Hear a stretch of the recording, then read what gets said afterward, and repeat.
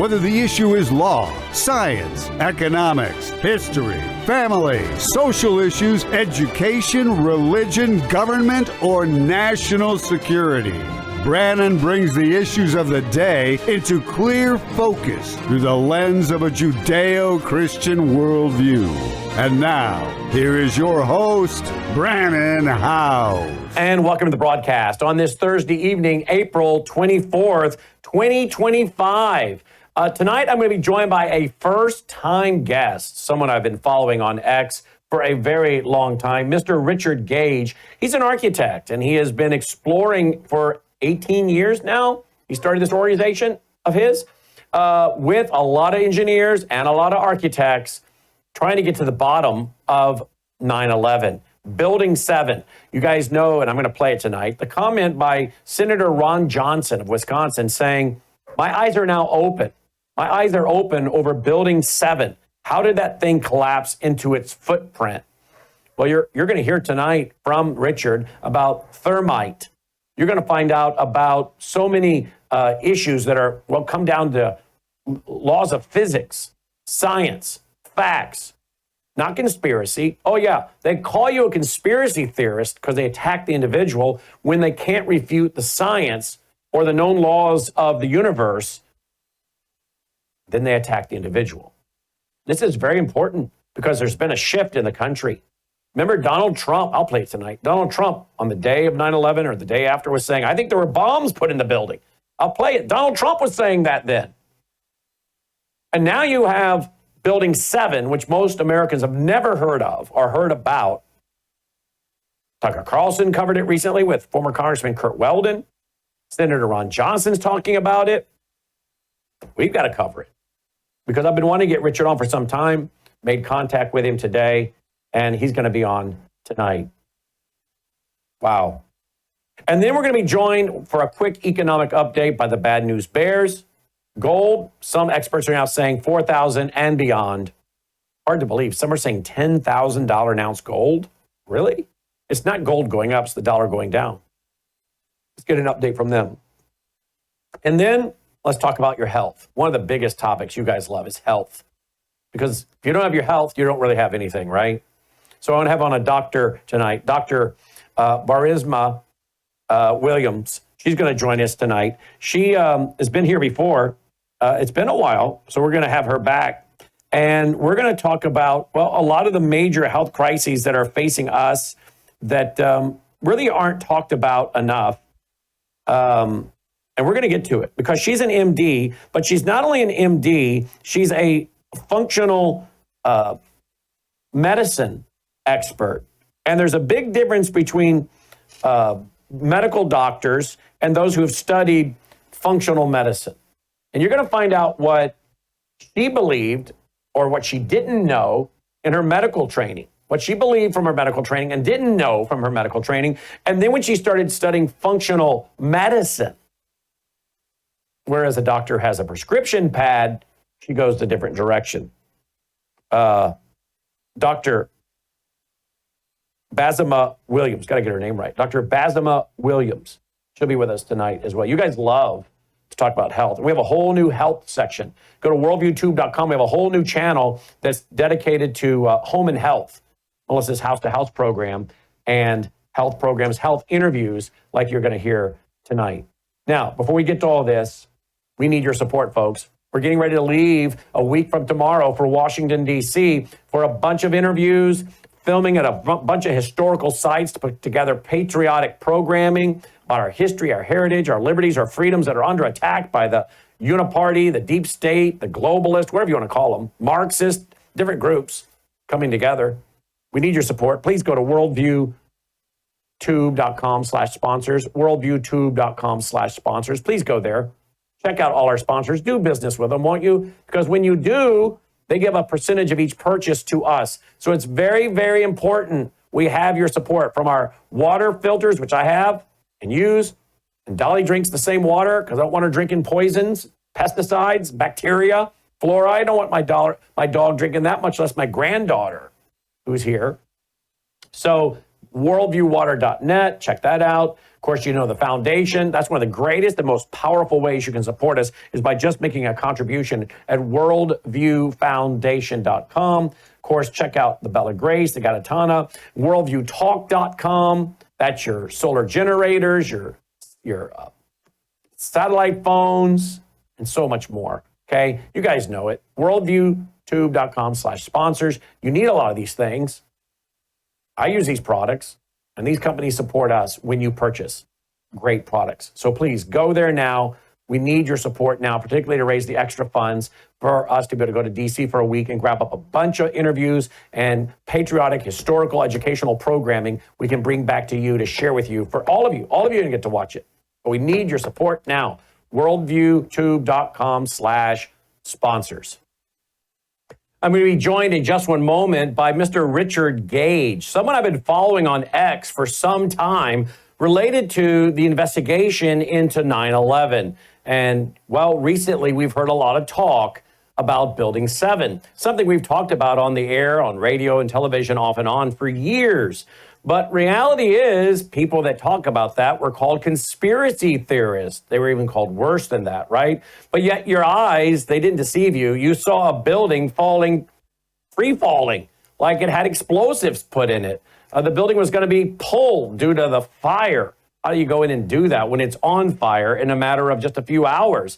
Remember now, this is Building 7, not the two World Trade Centers buildings. Most Americans have never heard of Building 7. But of course, those of us like myself and you, we all know about it. But it wasn't something that was talked about in the mainstream. That is now until recently. U.S. Senator Ron Johnson, a guy that I've had the privilege of interviewing and who has been very bold and courageous when it came to the COVID bio shot and bioweapons and big pharma and so many other issues he's willing to take on. Well, he recently did an interview with someone and said this about Building 7, and he's helping now bring this fully mainstream. Listen to what Senator Ron Johnson had to say, and then I'm going to play a quick clip by former Congressman Kurt Weldon with Tucker Carlson, who's also now bringing this more into the mainstream. And then we'll be joined by Mr. Richard Gage, and we'll give you his bio, which you've got to understand that for sure, to really appreciate what he is all about and has been doing for years. I know that because I've been following him a long time on X. But first, Senator Ron Johnson, just recently. Watch this. I'll start with Building 7. Again, I don't know that you can find structural engineers other than the ones that had the corrupt investigation inside NIST that would say that that thing didn't come down in any other way than a controlled demolition. I mean, you just look at that. You talk about molten steel. Again, you listen to the documentary Bravo 7. There's an awful lot of questions. You know, who ordered the removal and then destruction of all that evidence? Totally contrary to any other firefighting investigation procedures. I mean, who ordered that? Who was in charge? I think there's some basic information. Where's all the documentation from the NIST investigation? No, there are a host of questions that I want, and I will be asking, quite honestly, now that my eyes have been opened up. I've talked to former Congressman Kurt Weldon now. I will work with him to expose what he's willing to expose as well. Wow. Now, of course, many of you know I've interviewed Lieutenant Colonel Tony Shaffer here many times. Able Danger.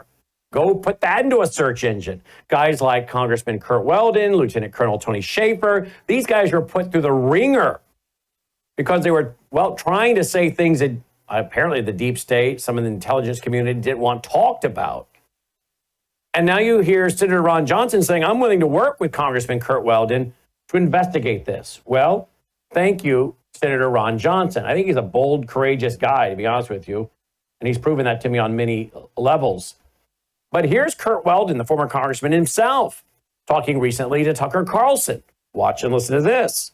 That's why, Tucker, I'm done with this. If it's the last thing I do, firefighters are not going to be taken for granted anymore. We're going to rise up. We're going to shake the country to its roots. So, firefighters are not second-class citizens. Well, they certainly shouldn't be. But if they talk, they'll get sidelined. They'll be called crazies, even though they heard explosions. There was a heavy-duty explosion. The whole building just collapsed on us inside the lobby. Was that a secondary explosion? Yes, it was. They can't be allowed to say that. They heard explosions? Yeah, absolutely. It's on tape. It was a secondary explosion, probably a device either planted before or on the aircraft that did not explode until an hour later. We have people coming out of the buildings that heard explosions. We stuck on the stairs for a while. We finally got down to the lobby. Then we get to the lobby, it was this big explosion. We have film footage of people that talked to Fox News that was taken off the air, and then now that was brought back by X. I think a bomb went off in the lobby first, then a plane hit the building. But then another plane hit the other building. But when I was coming through the doors on the other side of the Trade Center, something, either they blew the lobby up or something, because it blew the glass out of the doors and knocked us all down, and I got smoke and everything on me. I just feel a little shook up because I got blasted. That's all available. That's why you need a commission to go back and look at all the lies. So there are, and pardon my ignorance, but there are people on tape saying I heard explosions. White fluids that are popping out. It was if they had detonated. If they were planned to take down a building. Boom, boom, boom, boom, boom, boom, boom. And people that understand, there may be more. Any one of these fucking buildings could blow up. This ain't done yet. Wow. And of course, we played some of those firefighters talking about the buildings. Boom, boom, boom, boom, boom. We played that a few years ago. Again, I'm glad Tucker Carlson didn't seem to know those videos existed, but apparently his eyes are open now. We just heard U.S. Senator Ron Johnson say his eyes are fully open. Well, here's a gentleman that's been doing a lot of work. You'll find it on his website and certainly on his X account as well. He joins me now, Richard Gage. He's also an architect, and we'll tell you about his organization. Sir, welcome to the broadcast. Thanks so much for joining us this evening. Well, thank you, Brannon. Awesome to be here with you today. You too, as well, sir. Thank you so much. Tell me about your background. Obviously, your X account says you're an architect, correct? 36 years. Yep, I've worked on all kinds of types of buildings, including steel frame mid-rises in Summerlin, Nevada, with $400 million project with 1,200 tons of fireproof steel framing in that one, which is my most recent project. Mm. And what is the name of your organization? RichardGage911.org. Well, and here's your X account. I'll just show your X account real quick. That's what it is, _, at RichardGage_911. At Richard Gage _911. Folks, you can spend hours there. Literally, I have. Because I have over the years. Spend hours there playing all the video clips. I mean, here's one real quick right here.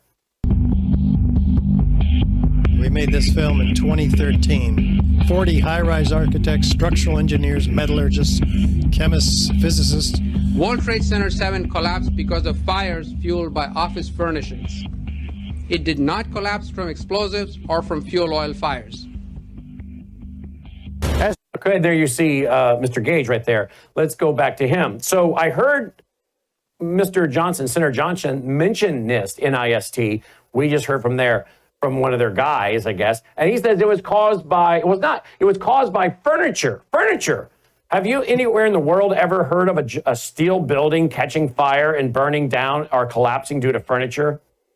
Yeah, these are normal office fires that are claimed by NIST to have brought this building straight down uniformly, symmetrically into its own footprint in under 7 seconds.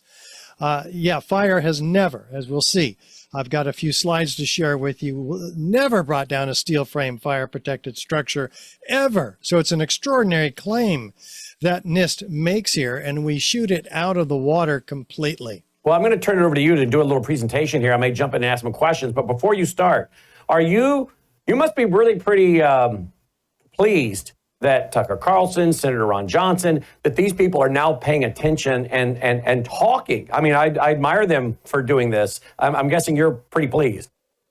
Oh, yeah, but we've been waiting 18 years.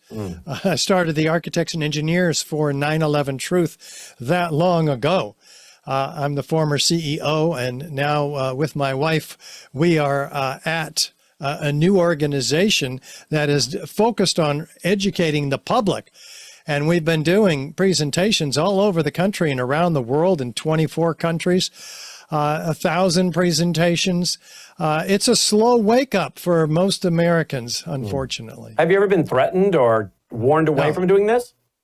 No, actually not. The worst they do is call you a conspiracy theorist, and we've learned how to adapt to that. Wow, well, that's good to hear. All right, well, I'm gonna let you just kind of take the floor, and I think you have a presentation to help us understand a lot of your research. Yeah, you have to see this evidence, Brannon. It is very visual, very graphic. We've not in the not in the graphic sense, but you've got to see it to understand it. And what I'm all about with the 3,600 architects and engineers who have signed on to the petition demanding a new investigation, we've had to take some courage, because while looking at this evidence, it's fairly easy to understand. A seventh grader doesn't take a rocket scientist or an architect or engineer.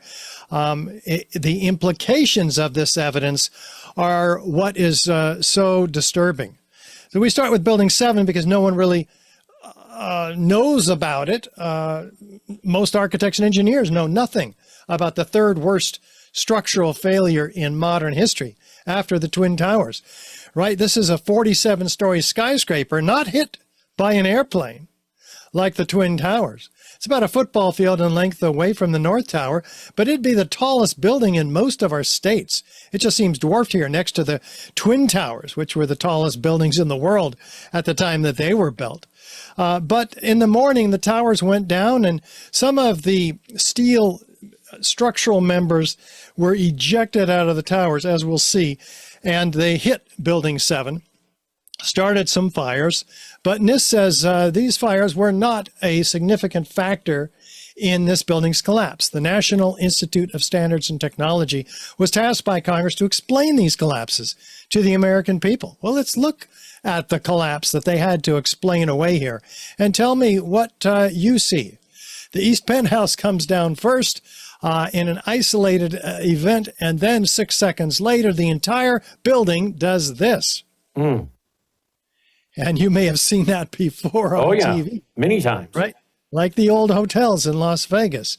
It's very clear what's going on here, but let's listen to NIST and see what they say. What we found was that uncontrolled building fires caused an extraordinary event. The collapse of World Trade Center 7 was primarily due to fire. Okay, fires. Well, did you hear that, by the way? I did, absolutely. Okay. Want to make sure you're hearing. Let's look at those fires, because these are them. These are they. These are those which is blamed on bringing this building symmetrically into its own footprint. They're few, they're small, and they're scattered throughout the building. And they're focused on the 12th floor. This is the 8th floor fires here, but on the 12th floor, they say, well, these fires caused thermal expansion of long span beams pushing a girder off of its seat in this northeast corner here. Well, their fire simulation, which is a computer model, shows those fires burning ravagely at 4 p.m., but we can see before 4 p.m. they were burnt out on that floor altogether. They commit this fraud in order to prop up their theory that these long span beams pushed this girder off of its seat on this column 79, and then floor 13 falls on 12 and 12 and 11 and so on for 9 floors, and then the whole building just gives way. Well, first of all, we've never lost a steel frame structure, as I mentioned, ever. We've had much hotter, larger, and longer lasting fires in these steel frame fire protected high rises, as you can see. Not one of them before or after 9/11 has collapsed. And by the way, is it right that some of these, Richard, have actually been remodeled, restored, and reoccupied? Oh yeah, they almost all are. Some of them are damaged so that they have to take them apart. The Deutsche Bank building had a fire in it, and they dismantled it. But look at the controlled demolitions that we know about on the left, and the controlled demolition that we were lied about on the right, Building 7. Is there any similarity? Well, is there enough similarity to warrant an investigation into the possible use of explosives? especially since it looks exactly like a controlled demolition, especially since fire, the official cause of this building's collapse, has never in history brought down a steel frame fire-protected structure. So we have to ask ourselves, does it have the key features of controlled demolition, starting with sudden onset of destruction? Let's listen to Dan Rather as he watches his view that evening of this building's collapse. You're seeing are high shots. Now, here we're going to show you a videotape of the collapse itself. Describe that. Now we go to videotape the collapse of this building.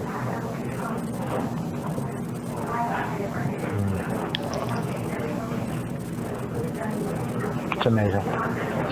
Amazing, incredible, pick your word. For the third time today, it's reminiscent of those pictures we've all seen too much on television before, when a building was deliberately destroyed by well-placed dynamite to knock it down. What was that, Dan? Wow. Destroyed by well-placed dynamite to knock it down? He's never repeated these words since 9/11. You know, he's using his intuition, which is great.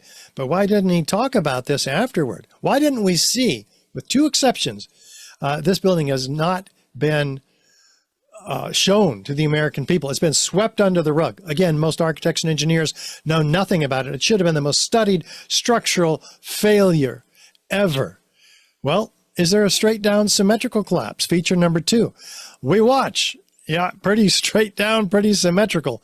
How do you do that, Brannon? You have to take out all the core columns in the building within a fraction of a second of each other, followed about a second later by the perimeter columns. Any deviation in that pattern, and this building will begin to tip over. And that has to be repeated on every floor during a period of free fall, which we'll talk about. Can these fires accomplish that level of precision? Of course, the answer is no. If you don't have that level of precision, you get things like this happening, where the building doesn't go down, it goes over, or it stops completely. Somebody has to go back into that building and fix those charges that didn't go off, right? It was a dud.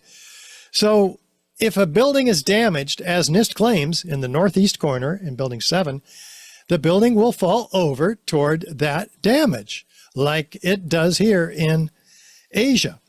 That's just natural. That's what we would expect. But how did it go straight down? Well, we looked at the symmetry. Let's look at the free fall acceleration. Now, this building is falling as fast as a bowling ball falling out of the sky for a third of its 7-second collapse. So how does that happen? I mean, NIST finally admits this and included it in their final report, but they don't acknowledge the implications of that, which is not one of these structural members gave any resistance for this building's free fall period. And this is a lot of steel to overcome. And NIST says, okay, yeah, we denied it for 7 years, but now we're admitting it in our final report. It came down at free fall. Well, what does that mean? Again, not one. Pick one of these columns that might have survived those fires you saw. It should have given some resistance. None of them gave any resistance. Can these fires accomplish that level of destruction of all those columns? Of course not. So we have to look at ourselves. What other damage was done? Well, we have this 47-story moment-resisting steel frame structure falling like a house of cards onto itself in a pile 4 to 6 stories tall. It's completely dismembered. Well, look at these structures that did fall due to natural causes, in this case earthquakes. The building is, though, recognizable as a building. The columns and beams are not severed one from another. The concrete is not pulverized to a fine powder. Can these fires accomplish that level of destruction? So we continue. We have to say, well, what can? If the fires can't, what can? Well, we'd be looking for explosions and witnesses of them. NIST says there are none. Let's listen to several. Here is Daryl, a medical student, being interviewed on 1010 WINS Radio. On fire, the bottom floors of the building were on fire, and you know, we heard this sound that sounded like a clap of thunder. Turned around, we were shocked to see that the building was well, it looked like there was a shock wave ripping through the building, and the windows all busted out, and you know, it was horrifying. And then you know, about a second later, the bottom floor caves out, and the building followed after that. The building followed after a sound of a clap of thunder, a shock wave ripping through the building, the windows busting out, and then it's coming down. How about Daryl? I mean, Kevin McPadden, former Air Force medic. You heard explosions, like boom. It has like a distinct sound. It's not like when in compression, like boom, boom, boom, boom, boom, like floors that were dropping and collapsing. This was a boom, and like you felt a rumble in the ground, like almost like you wanted to grab onto something. That, to me, I knew that was an explosion. There was no doubt in my mind. He's very clear at what he saw. So is this gentleman. And all of a sudden, I just seen a big flash, and then I seen the building coming down, and I just seen people just running everywhere, chaotic like. A flash of light. How about the deputy director of the Emergency Management Center, which was in Building 7 on the 23rd floor? Richard Rotans had to inspect after everybody had evacuated the building and there were explosions seen. This is his experience. Then he had to go into that building to assess it. You could hear the building creak above us. You could hear things fall. You could hear the fire burning. You could see columns just hanging from the upper floors, gaping holes in the floors up above us. There was an elevator car that was blown out of its shaft and it was down the hall. Well, one of these elevator cars in the interior of the building blew out of its elevator shaft and was down the hall 30 to 40 feet, he clarified later. Well, that didn't come from damage to the exterior of the building from the World Trade Center North Tower, which was a football field away. So this gentleman, Barry Jennings, along with Mayor Giuliani's attorney, Michael Hess, they were late to a meeting, didn't realize the building had been evacuated after both planes hit the towers, but before the towers came down. This is their experience trying to get back down out of the building from the 23rd floor. When we got to the 8th floor, I started walking to one side of the building. That side of the building was gone. The first explosion I heard when I was on the stairwell landing, when we made it down to the 6th floor. Then we made it back to the 8th floor, I heard some more explosions. What's the sound? Like a boom, like an explosion. And more than one? Yes. We started walking down the stairs, we made it to the 8th floor. Big explosion, blew us back into the 8th floor. When we get outside, a police officer comes to me and says, you have to run. We have more information of bombs, so you have to run. Bombs? Bombs like this heard in the late afternoon, late morning of 9/11 in the vicinity of Building 7?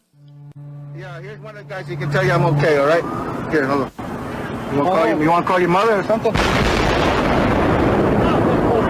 Not one of these witnesses of explosions are included in any of the NIST or FEMA reports.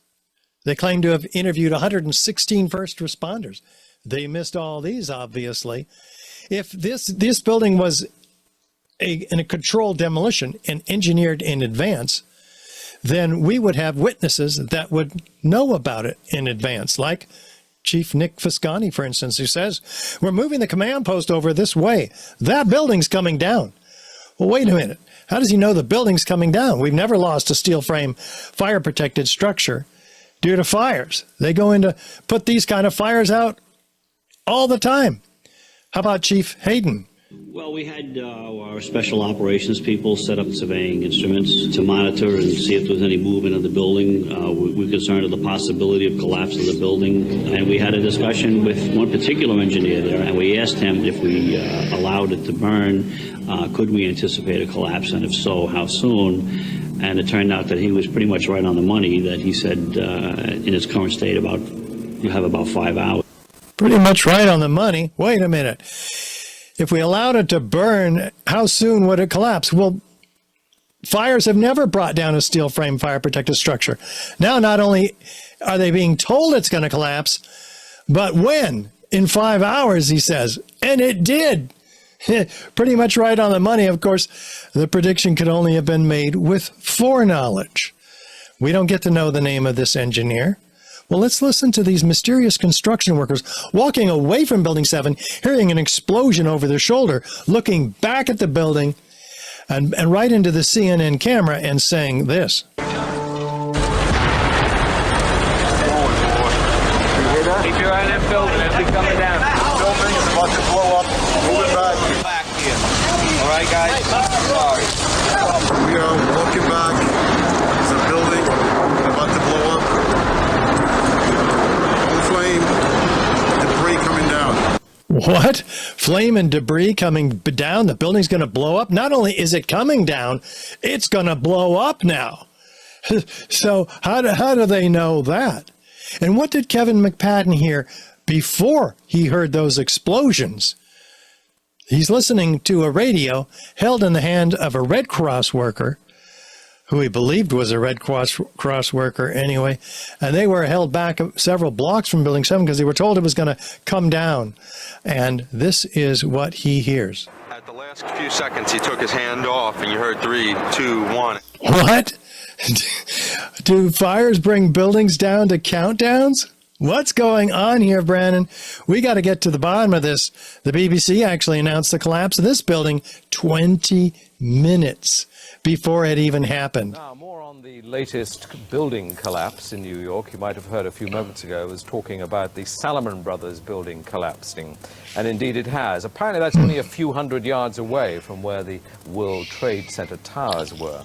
And it seems that this was not a result of a new attack. It was because the building had been weakened during this morning's attacks. We'll probably find out more now about that from our correspondent, Jane Stanley. Jane, what more can you tell us about the Salomon Brothers building and its collapse?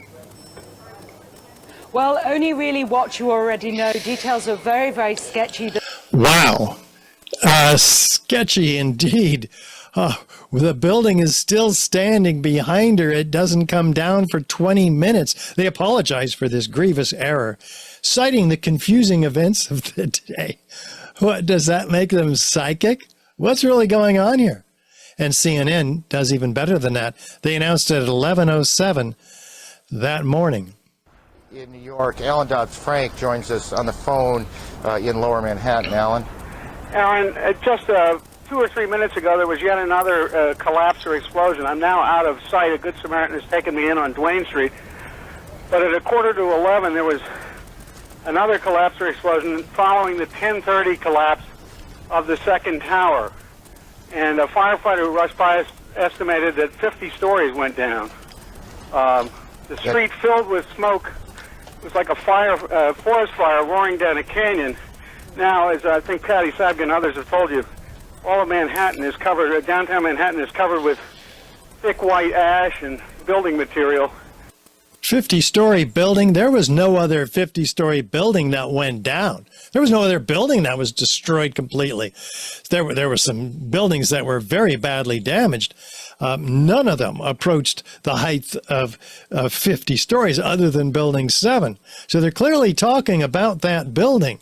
Now, had it gone down at that time, we wouldn't have any videos of it. It would have been completely obscured by the massive dust cloud released when the Twin Towers came down 15 minutes before that. So maybe it was supposed to go down at that time, and it didn't. Maybe it was a dud. And those mysterious construction workers, were they walking back to it or from it, having fixed a dud? Well, we can learn more about that when we have more real investigation with subpoena power. But let's take a look at the experts. Here's one of the top European-controlled demolition companies. Danny Jowenko is the expert on this in Europe. What did he say? Dit is controlled demolition. Zeker weten. Zeker weten. Er is nagesprongen. Dit is in opdracht gebeurd. Dit heeft een team gedaan van experts. Okay, very clear what's going on here. And this was sight unseen.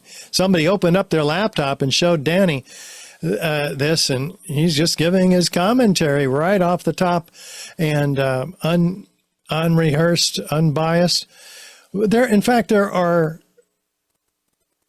20. There's 36 structural engineers signed on to the petition among the 3,600 that are demanding a new investigation based on this evidence that you're going to be seeing today and already are. Like Kamal Obeid, structural engineer in the San Francisco Bay Area, a localized failure in a steel frame building like World Trade Center 7 cannot cause a catastrophic collapse like a house of cards without a simultaneous and patterned loss of several of its columns at key locations within the building. Does that sound like something fires are going to do? So this caught the attention of one of the top forensic structural engineers in the country, Professor Leroy Hulsey of the University of Alaska, who spent 4 years studying this because he's concerned if fires can bring these buildings down at free fall, and there's hundreds and hundreds of these similarly designed buildings which could suffer the same effect. We got to find out exactly what happened.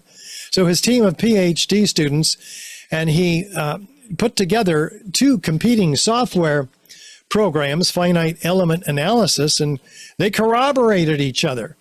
He found that, gosh, the building doesn't come down if you take column 79 out. Let's take columns 79, 80, and 81 out. Does it fall down symmetrically? No.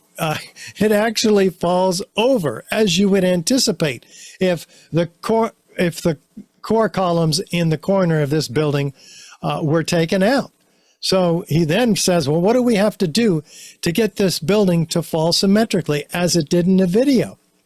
Well, we had to take out all the columns in the building at once, floor by floor. So you can see the computer model from the University of Alaska on the left, the collapse of the building in the video in the middle compared to NIST's fraudulent computer simulation where they remove 400 structural steel connections failing every second and blame that on fire. And even so, the building begins to buckle up like a beer can. There would be thousands of windows and granite panels broken up on the outside of this building if anything like NIST's computer model has happened. And they even stop it before it begins to tip over because they don't want us to see that. So they stop it after 2 seconds. So the essential findings from this 4-year study is that fire did not cause the collapse of this building. The temperatures were not high enough to cause the weakening of the steel framing. The thermal expansion did not result in a loss of support for the beams and girders. And the collapse of this building was a global failure involving what? The near simultaneous failure of all the columns in the building, and not a progressive collapse as claimed by NIST. Well, this is getting more and more interesting. What could have brought this building down? Could it be extreme heat, which is used in some demolitions in the past, thermite being a cause, but thermite would leave a lot of evidence like what was documented by FEMA in their Appendix C in the May 2002 Building Performance Assessment Team report. So here we have a metallurgical examination of the steel. Should we look at it?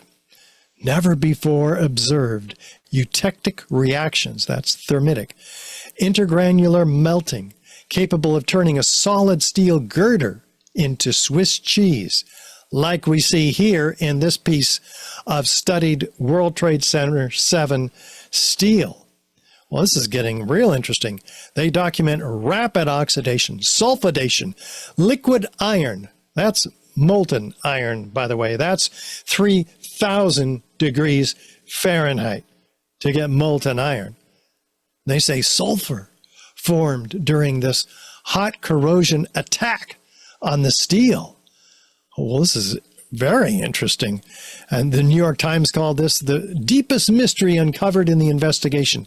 Yet it was completely ignored by NIST. They threw this information out of the report when they took over in 2002, producing their own report much, much later. So the presence of sulfur, they speculated, was from the gypsum board. Well, wait a minute. Gypsum board has been used to protect steel structures for 100 years. It's never turned around and attacked the steel that it's designed to protect. This is the kind of ludicrous information and answers to very frequently asked questions that they finally put up on their website. Well, one of the authors of this Appendix C report, Richard Jonathan Barnett, says steel members in the debris pile appear to have been partly evaporated in extraordinarily high temperatures.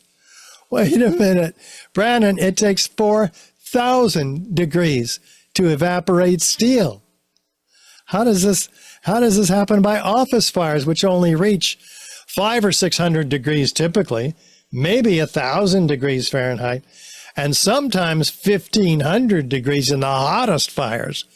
But here we see melting of girders documented by this structural engineer, Abelhausen Astani Azel from UC Berkeley.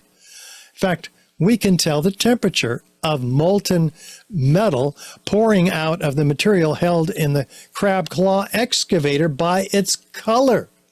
This is bright yellow. We're exceeding 2,500 degrees here. Well, Fahrenheit, how does that happen? It can't happen by office fires. And that's what we have. Can't happen by jet fuel. Jet fuel burns only about 600 degrees Fahrenheit in open air, according to ME Petroleum, an engineering firm. Office fires can sometimes get up this hot, 1830, but still we're about half of explaining the temperatures. So what can explain these temperatures? Could thermite explain it? Well, what is thermite anyway? An incendiary used by the military, thermite is a compound of iron oxide and aluminum, which when ignited sustains an extreme heat reaction, creating molten iron. In just 2 seconds, thermite can reach temperatures over 4,500 degrees Fahrenheit, quite enough to liquefy steel. We know that open-air fires cannot burn hot enough to melt steel, but metal had melted at the base of the towers. Appendix C of the FEMA report describes sulfur residues on the World Trade Center steel. The New York Times called this the deepest mystery of all. Sulfur slightly lowers the melting point of iron, and iron oxide and iron sulfide had formed on the surface of the structural steel. Sulfur used with thermite is called thermate, producing even faster results. Well, maybe we're getting somewhere here, because if thermite were used, it would explain the incredible heat. It produces temperatures up to 4,000 degrees Fahrenheit. It would explain the presence of sulfur, because sulfur is added to thermite to become thermate, much more effective at cutting through steel. It would also explain the presence of previously molten iron microspheres, elemental iron, not steel, but iron, found in the World Trade Center dust, all of it, by the U.S. Geological Survey, doing their study in 2006 of the dust.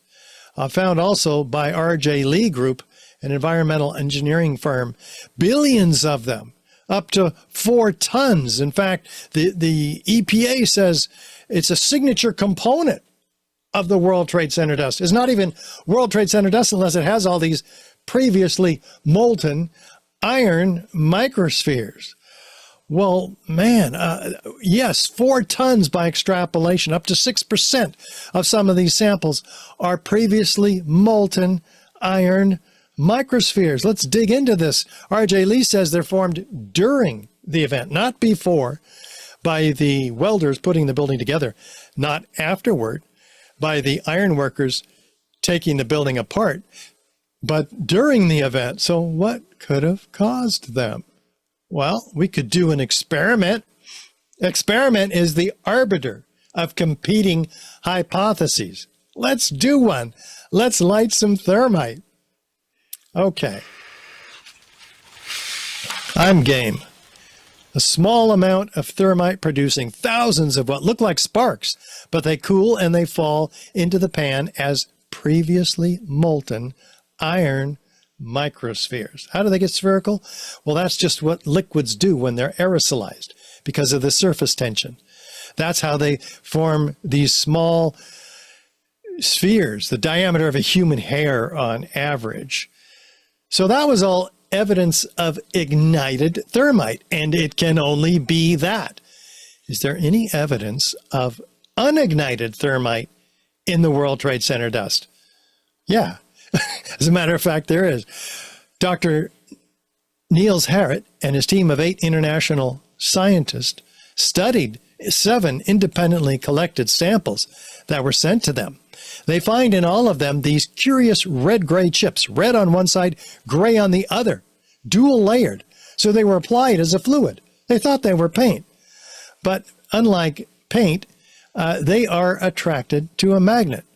The largest of these chips is about 1/16 of an inch long. And so they go, so that's not primer paint.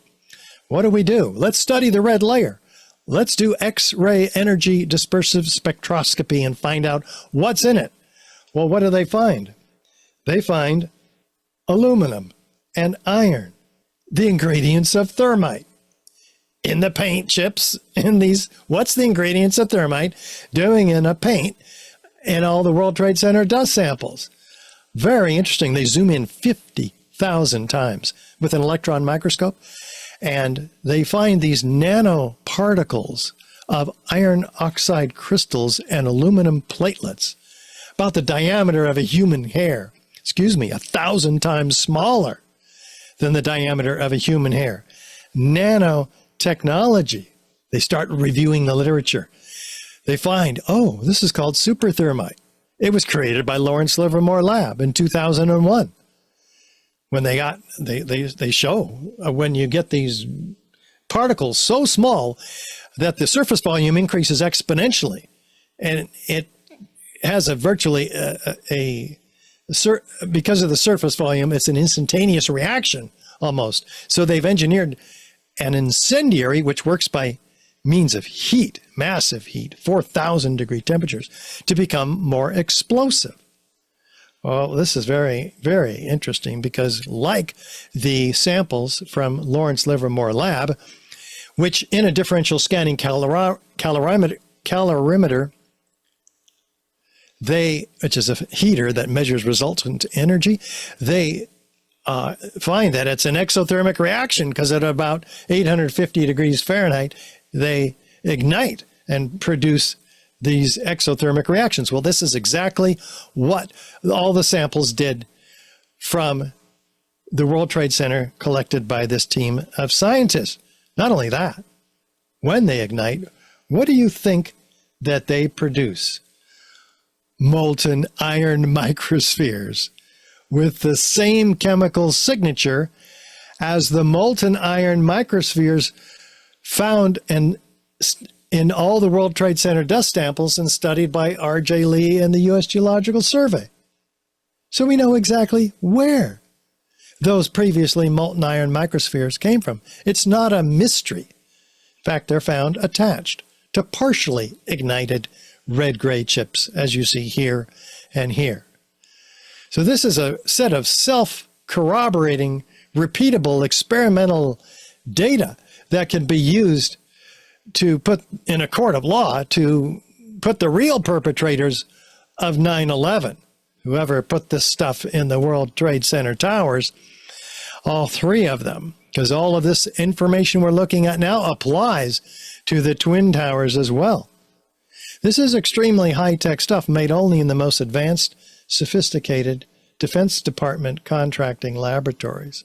It's not made in a cave in Afghanistan. So, yeah, it's going to give us a lot already, has been since 2009. This 25-page peer-reviewed paper in the Bentham Open Chemical Physics Journal has been waking people up all across the country for that long. And what did they find? Active, unreacted thermitic material incorporating nanotechnology. It's a highly energetic pyrotechnic or explosive material. So what we've been talking about is clear evidence, 10 key characteristic features of controlled demolition at Building 7, and which is direct evidence of destruction with incendiaries in the case of Building 7 here.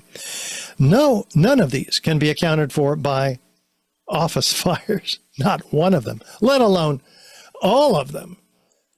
So with additional circumstantial evidence and corroborative testimony, this becomes proof of controlled demolition with incendiaries here at Building 7.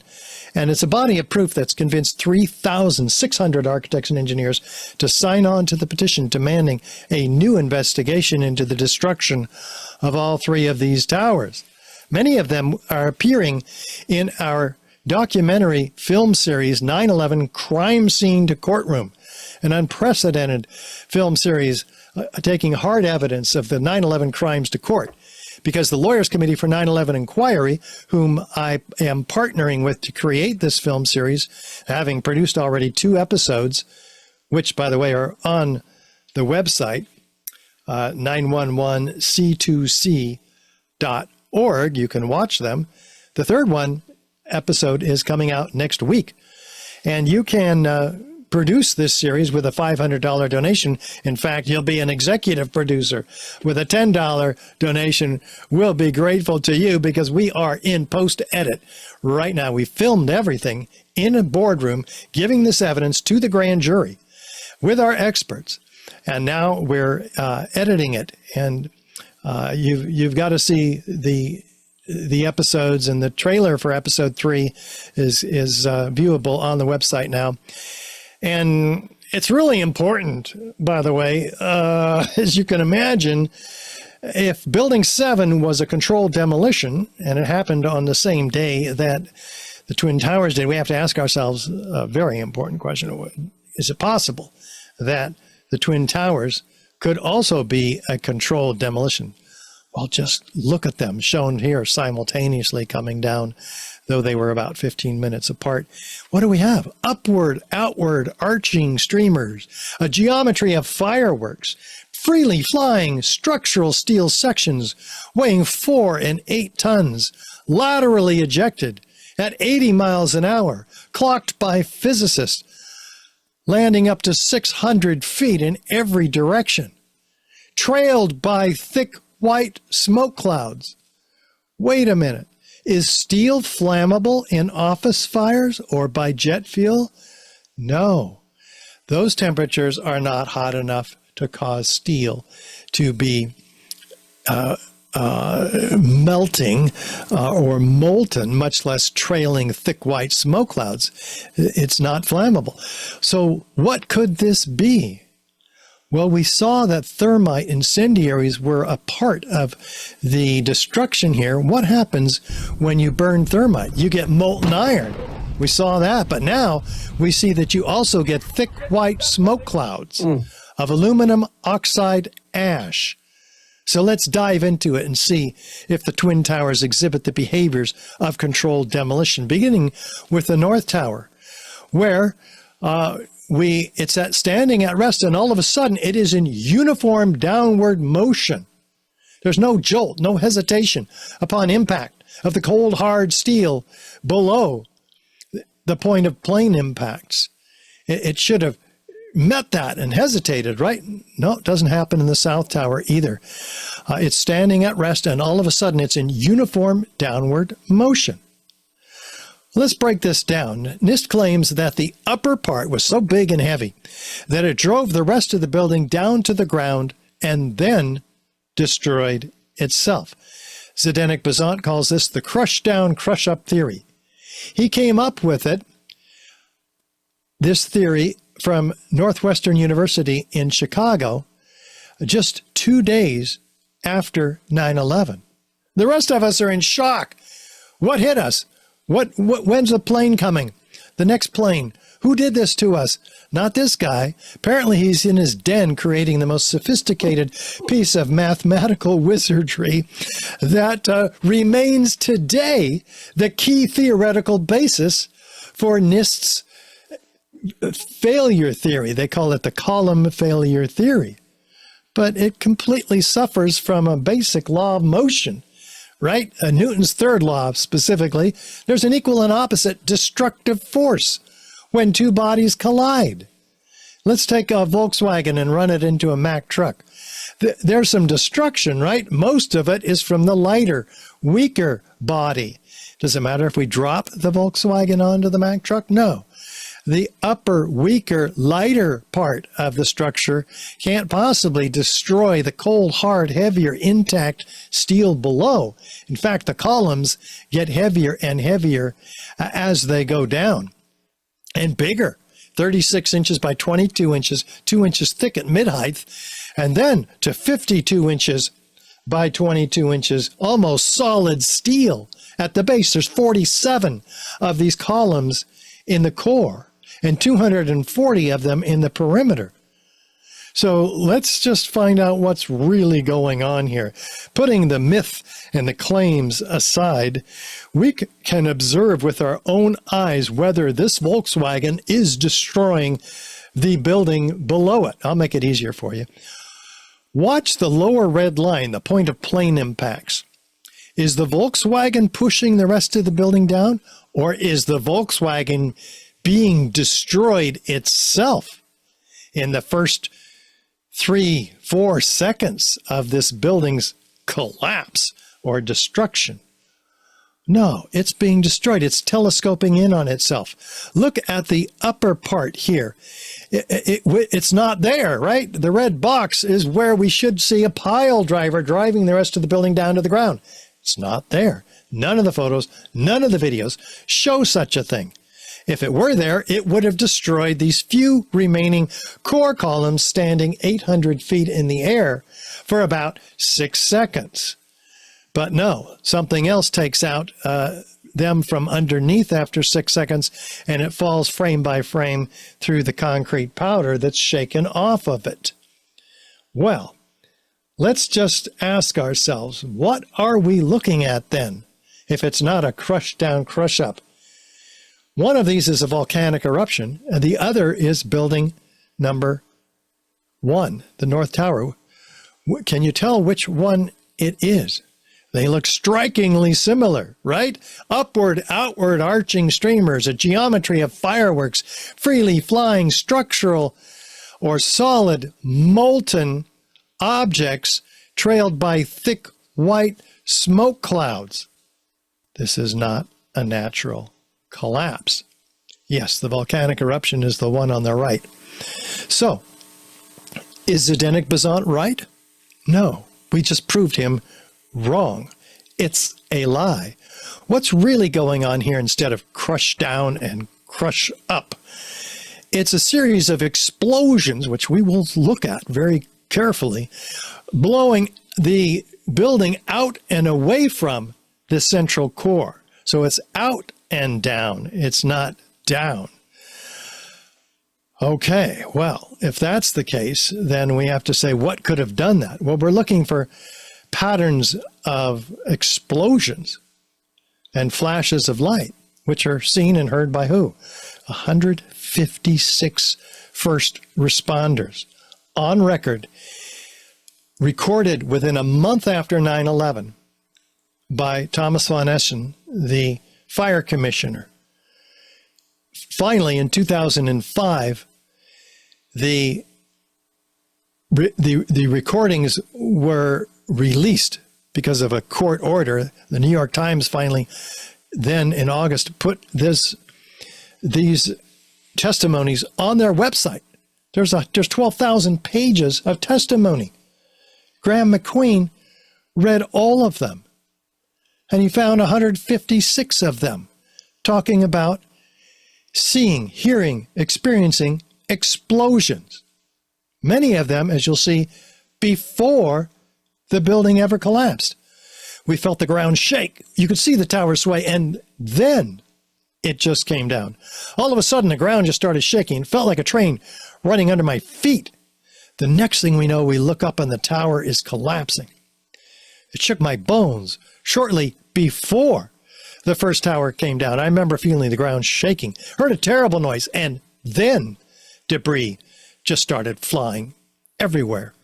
I saw flash, flash, flash at the lower level of the building, you know, like when they demolish a building. With each popping sound, initially an orange, and then a red flash came out of the building. Then it would just go all around the building on both sides. Saw a number of brief light sources being emitted from inside the building, between floors 10 and 15. Now that's way down low in the building.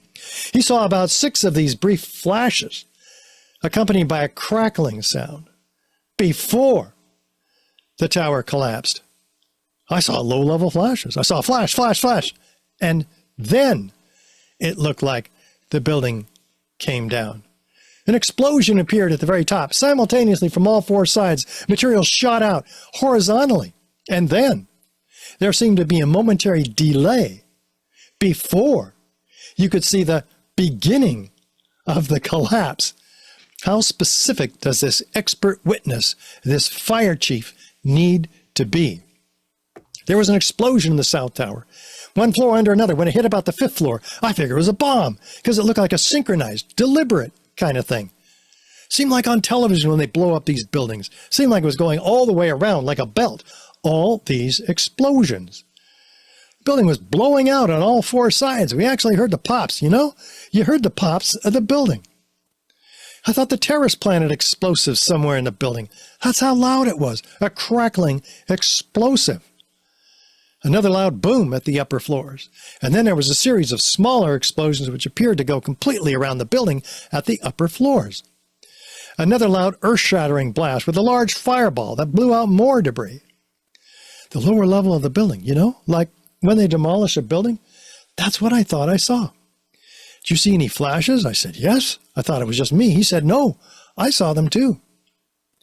Everybody, I think, at that point still thought these things were blown up. So I was fully expecting anything else to blow up. You were there when the planes hit? No, I was there when the building exploded. You mean when it fell down? No, when it exploded. He's clear what he saw. So let's jump to feature number 3 just real quick. The building, is there a straight down symmetrical progression? Well, the South Tower begins to fall off. In fact, it's falling off at 22 degrees.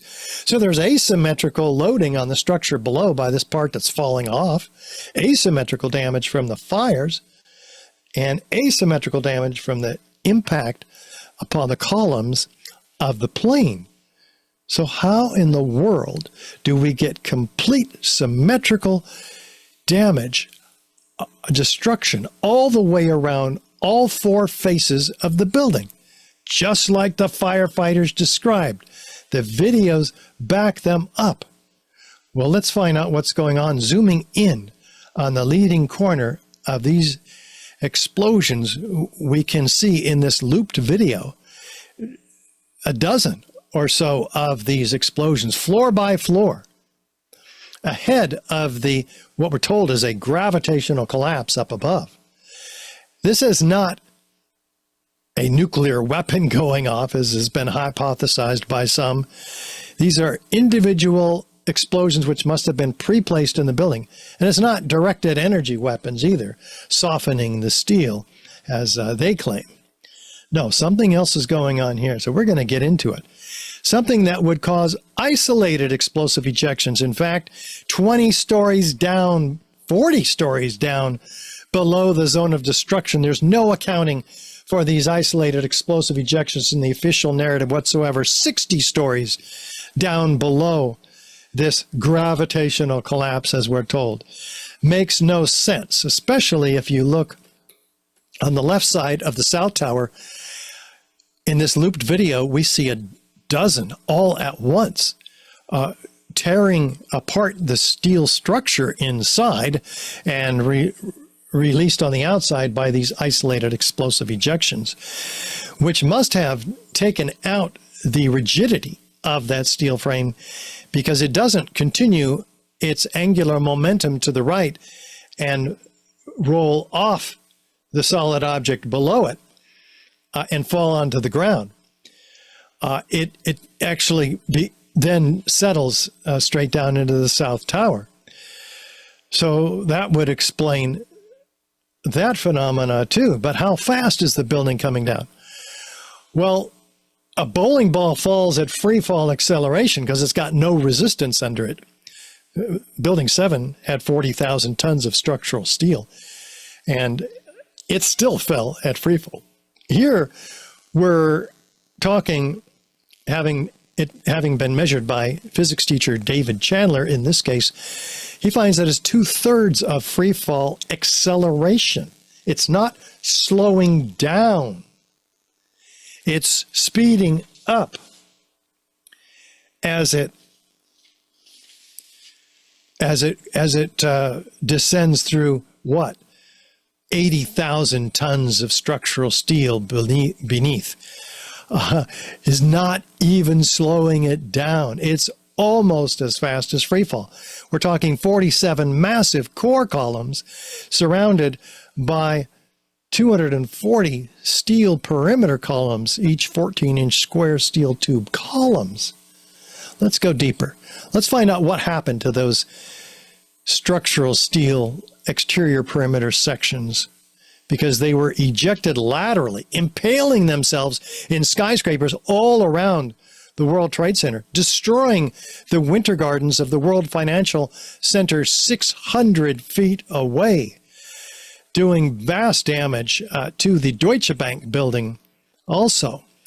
These sections here weighing between 4 and 8 tons. Watch them. They're ejected out of the towers, trailed by what? Thick white smoke clouds. Are these steel sections flammable?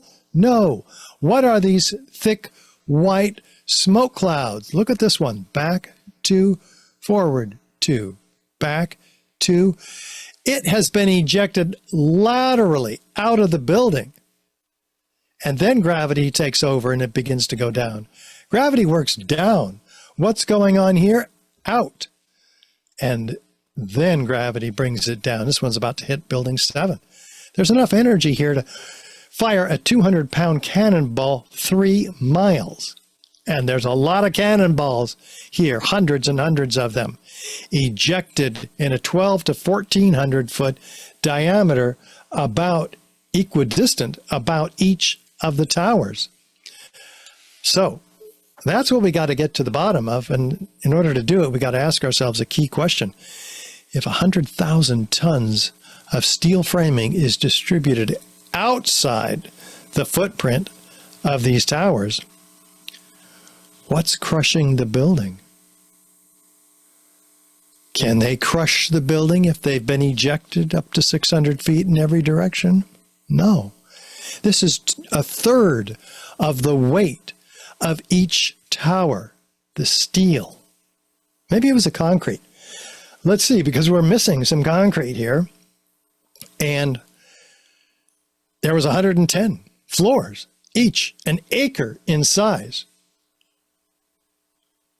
That is a lot of acreage. 110 acres of panels, concrete poured on metal decking supported by lightweight steel trusses. We should be finding 110 of these stacked up, which would be 30, 40 stories tall, with additional stuff between them. But we don't find in the pile 50 of these floors. We don't find 10. We don't find 1 acre size floor. We don't find a half acre. We don't find a 1/4 acre or a 1/16 of an acre of one floor. No, in a real pancaking collapse, we see pancakes, stacked up concrete slabs. The concrete is missing. Well, where did it go? Oh, here it is, pulverized in midair to a fine powder, most of it. What could pulverize 80,000, 90,000 tons of concrete? Well, here's a clue. ASTM C856 American Society of Testing and Materials tells us that white powder is decomposed hydration products, cement products, start at 1,500 degrees Fahrenheit. So at temperatures above 1,500 degrees Fahrenheit, we can powderize concrete. Well, what was the temperature of those incendiaries we looked at? 4,000 degrees. Is that capable also of powderizing concrete? If it were sprayed, for instance, on the underside of the floor slabs. Because that's what we got. All the photos, videos show 90,000 tons of concrete pulverized to an average of 100 micron particles and gravel. Interesting. And it's spread throughout lower Manhattan in a 3 square mile area. In a blanket, 3 inches thick. 30% of this, they call it dust, 30% of it is concrete powder. Well, wait a minute. If the concrete floors are in a 3 square mile area outside of the footprint, how can they be crushing the building also, right? Right. All of this weight of the concrete, which is another third of the weight of the building, and together that's 2/3 of the weight of the building that's not available to crush it. And yet, Zdenek Bazant from Northwestern University in Chicago used all of that weight to crush the building. Not only did he use all of that weight fraudulently, but also fraudulently, he doubled the mass up above. Doubled it. And then, on top of that, he decreased the column strength below the point of plane impacts by a factor of 3. His calculation, by the time engineers decoded it 10 years later, was proven to be completely fraudulent. In fact, this was Tony Zambodi, Richard Johns, and Gregory Zudolinski who submitted these papers to the American Society of Civil Engineers for publishing in the peer-reviewed paper. Why would they publish it? No, we won't publish it. Why? They said it's out of scope. Wait a minute. How can it be out of scope to publish a challenge to a previously published paper in that journal? That's what we do in peer-reviewed science. And so there's an ethics case against the American Society of Civil Engineers and a lawsuit as well. Well, how could they have had access to plant incendiaries and high-energy explosives, probably, in these towers? Well, maybe under the guise of a fireproofing upgrade, which was going on the months and years before 9/11. Coincidentally, on the same floors impacted by the planes that hit them. Were those planes guided by terrorist hijackers? Or were they drones remotely guided by the real terrorists? Kevin Ryan at digwithin.net brought this to us, and you can go there and learn a whole lot more about that. You might also learn there more about the ACE elevator contract, because if the real terrorists had access to the elevators, they would have in turn access to all the core columns and beams in the building, because they would just have to cut through 2 inches of gypsum board, which is the elevator hoistway fireproofed enclosure, to get to them. But that would create an awful lot of dust. Well, what did Scott Forbes tell us, the senior database administrator, was going on the weeks before 9/11? It was probably the week leading up to 9/11. Every morning I'd come in around 7 a.m. and the dust was incredible. It was filthy. It was like the cleaners weren't cleaning.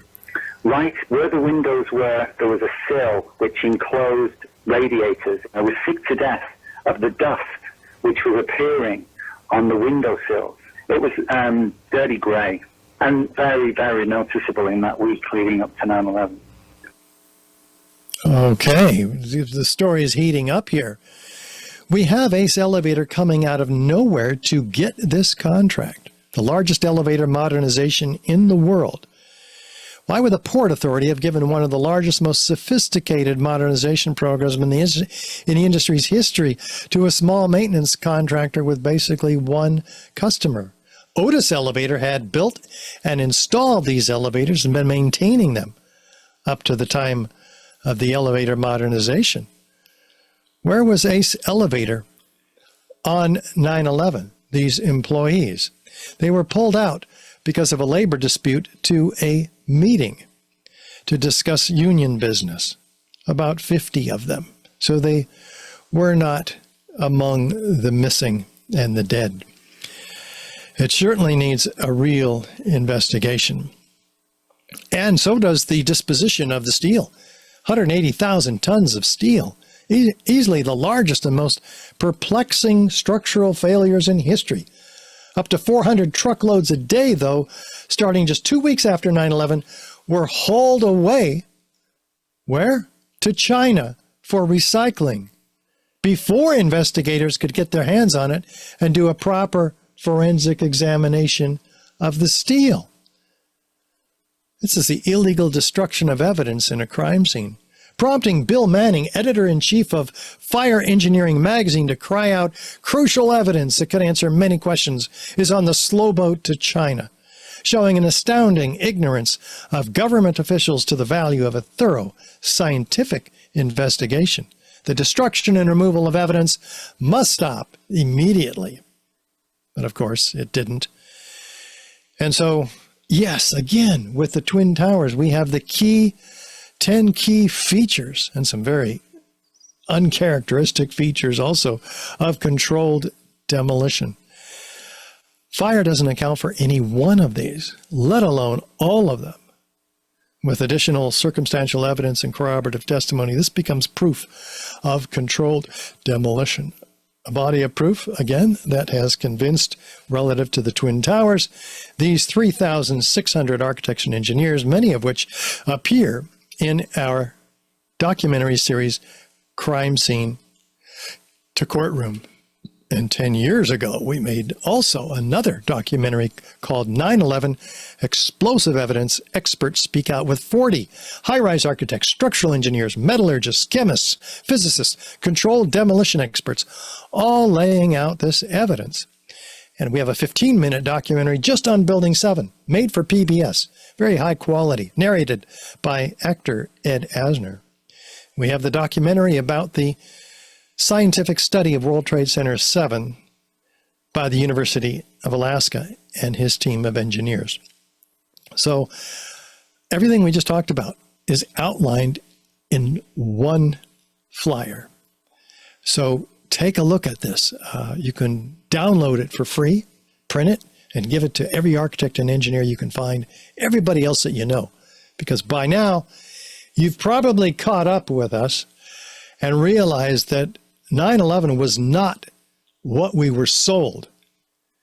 It was a false flag operation engineered in advance, blamed on Muslims, to invade Afghanistan and Iraq and other countries in the Middle East, as revealed by General Wesley Clark, which were on the chopping block also. We've played those clips. We have played Wesley Clark's clips with several times in the last few months showing that. Ah, yes. Well, the question is one question is, who does that benefit? Some suggest that it benefits the Greater Israel Project.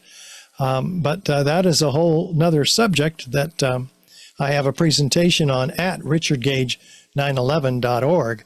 But first I had to ask myself, where do I draw my line in the sand? Do I wait for the next 9/11? Well, I'll tell you what, while some of us were doing this, we had the next 9/11, and it came in the last 4 years, and the false disease engineered for us, and the false solution engineered even before the disease broke out in January of 2020. And so we have got to speak the truth about these matters. They are catching up to us, and badly. And that's what I wanted to bring to the attention of our viewers, Brannon.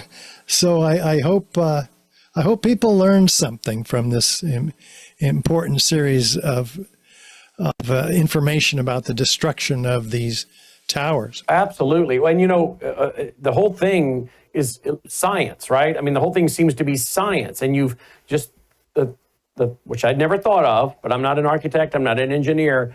The weight of the building's bringing it down, but yet you have the steel shooting out, you have the concrete evaporating. So where's the weight to bring this whole thing down? Then they say, well, the jet fuel weakened the steel and it collapsed. Okay, well, it has to go at least 4,000 degrees to do that. How does that happen? Then you got the thermite in there, and that seems to come from government agency labs. Well, you know, what's kind of fascinating is you even have the FEMA report. I took notes. The FEMA report giving you some of this information. If this is a conspiracy theory, Richard, then why is FEMA helping us figure some of it out? It seems like there are some folks in FEMA that weren't buying the full narrative.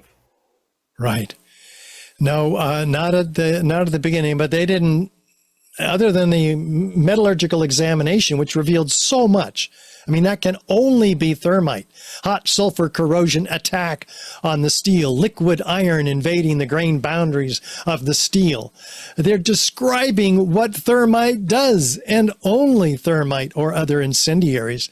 There's no accounting for that whatsoever in the official narrative, which is why NIST threw out that metallurgical examination from their evidence when they took over in 2002.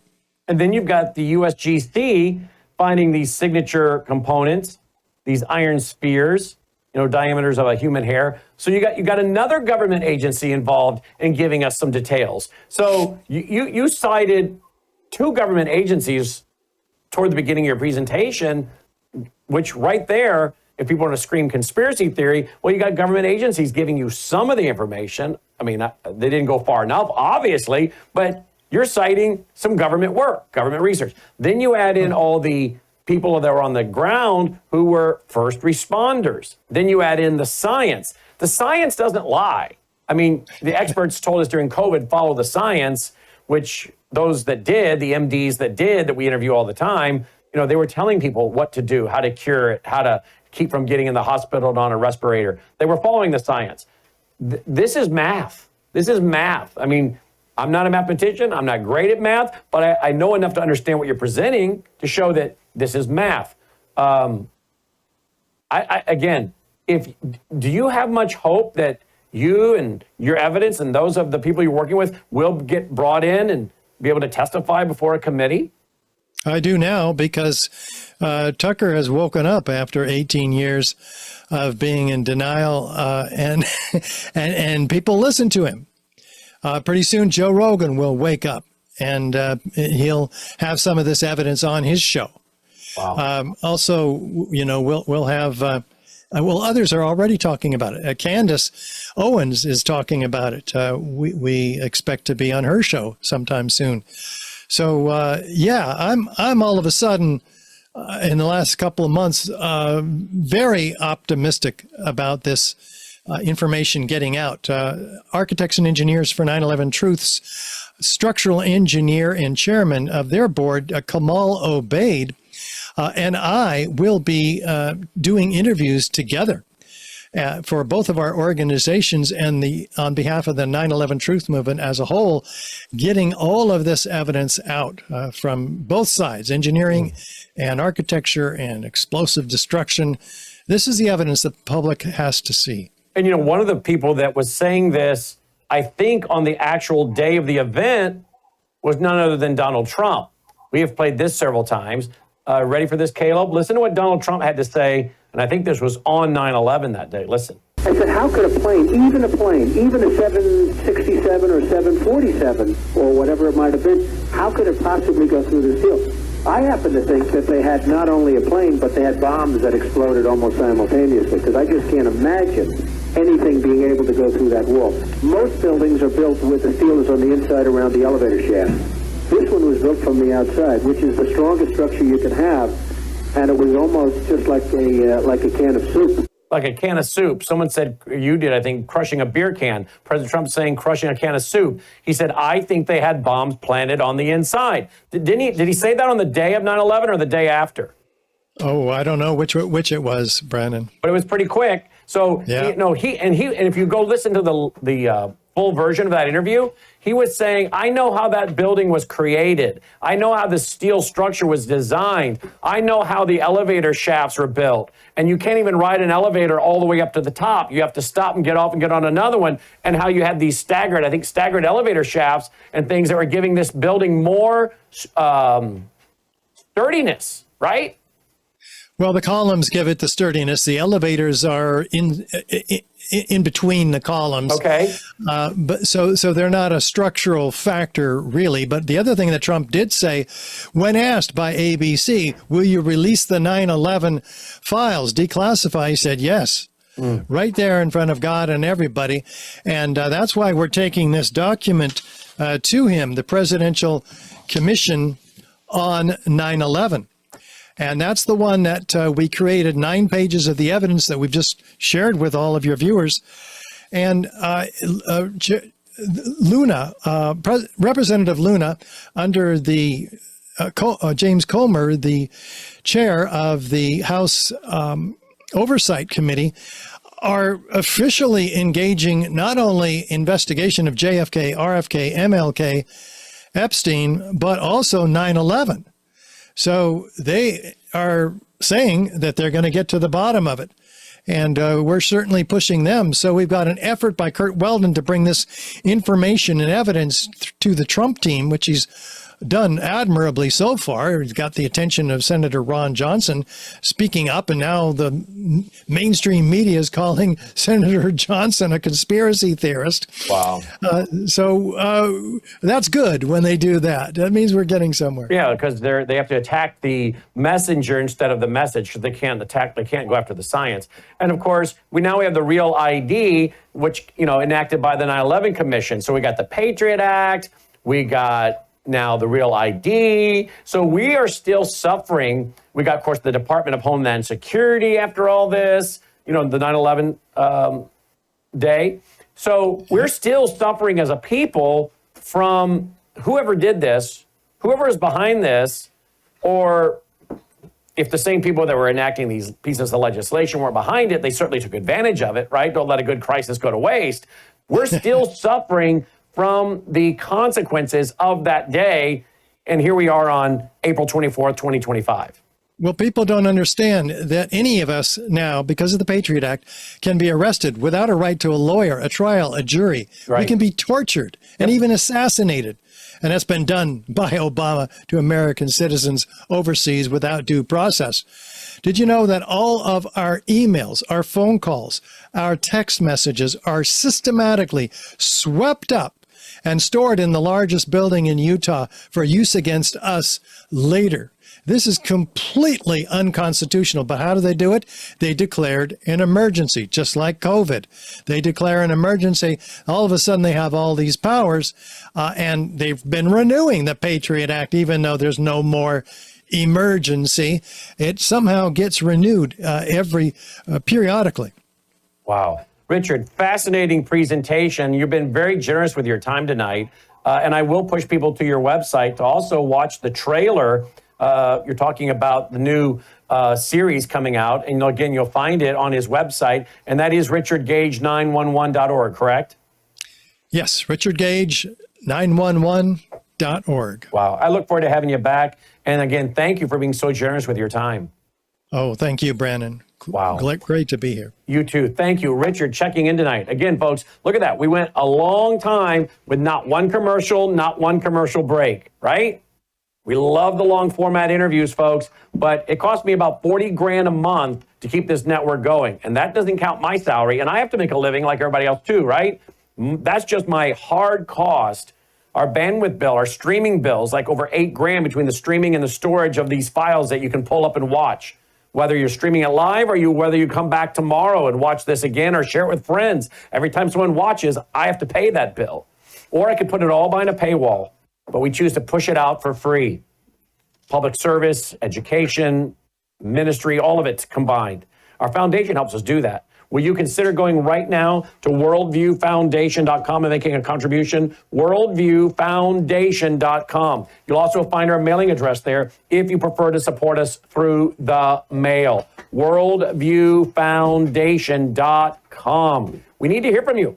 We're going to Washington, D.C. We leave a week from tomorrow. We're going to be filming a lot of interviews. We have interviews set up with members of the House, members of the Senate. We're going to the Anti-Communist Museum. We have paid the $900 to the National Park Service to film at very key historical places, Lincoln Memorial, Jefferson Memorial, Vietnam Wall, World War II Memorial, Iwo Jima, producing patriotic and historic programming for you, for your kids, for your grandkids, for the next generation, maybe for this generation, some that still haven't heard about America's history, our founding, so we can defend liberty and freedom. So again, we need your support, not only for our normal monthly expense, but to be able to do this special project of going to DC and getting a lot of footage, a lot of interviews that will be timeless. Timeless. That's why we're really concentrating a lot on the historical sites and the historical and educational and patriotic programs we'll be able to put together once we get back. And we can play those for years. So we need to bring in more than our normal budget that we do each month so we can cover these extra expenses and have the support to go out a week from tomorrow for that week in DC. So will you go right now? Worldviewfoundation.com, worldviewfoundation.com. Look at all we just did with no interruption. Would you also consider going to worldviewtube.com/sponsor? There you'll find so many of our sponsors. You know them. I talk about them every night. Bella Grace is one of our biggest ones. Bella Grace. This is a powerful elixir. You know about it. I talk about it enough. If you're new, you just know that it's got 3 ingredients: collagen with the peptides cut short, astaxanthin, which crosses the brain-blood barrier, loaded with antioxidants, and cat's claw. That's an anti-inflammatory. And the collagen, by the way, is great for your gut health because it lines your gut. Your gut's lined with collagen, and you don't want leaky gut. You got leaky gut, you got a lot of problems. I guess I had a leaky gut because one of the things you get from a leaky gut is psoriasis and cracking and bleeding of the hands, and some people get it in their scalp and other places. And mine's gone after getting on Bella Grace. Been on it since December 23. The hair growth, the hands not cracking, no more taking a Pepsid every day. That acid reflux has stopped. All I did was go to Bella Grace, folks. Got 80 clinical trials. Of course, you know it. Many of you are on it. We hear from a lot of you saying, I don't know what I do, and I couldn't get this, because it's helped you maybe in the same way or different ways than I've been helped, because we don't all have the same problem, the same issues we might be struggling with.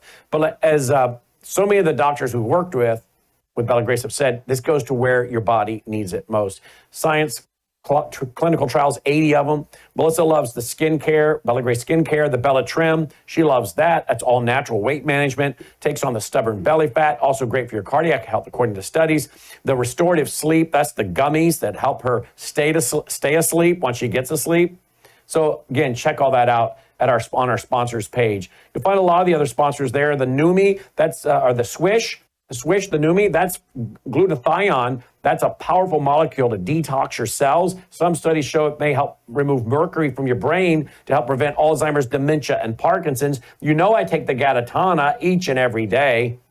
And I also put a half a scoop on Dolly's food every morning. So just click on the banner. That's got clinical trials behind it as well. That's got amino acids, trace the very, very important trace minerals for you and your pet even. And you can get the pet product or do what I do, just share yours with your pet. And I put a half a scoop on Dolly's food every day. I take a full scoop. 1 scoop's the equivalent of 90 billion plant cells. You know all about that. And so again, I want to urge you to go to our sponsors page and check all this out. It's very important that you support us, folks, so we can continue doing what you just saw there without any television commercials interrupting what we were just doing. All right, joining me now is Wes Peters. Let's talk about market volatility and retirement accounts, along with J.P. Morgan predicts when gold prices will reach $4,000 and U.S. tariffs on China will likely be reduced by 50%. Let's get a quick economic update tonight from Wes Peters. Hey, Wes, welcome back. Thanks for being with us. Hey, Brannon, good evening. How are you doing? I'm great. So gold today is about $3,368, somewhere around that there. Is that right? Correct. It pulled back towards the end of the day, closer to 33.50, right about 33.50.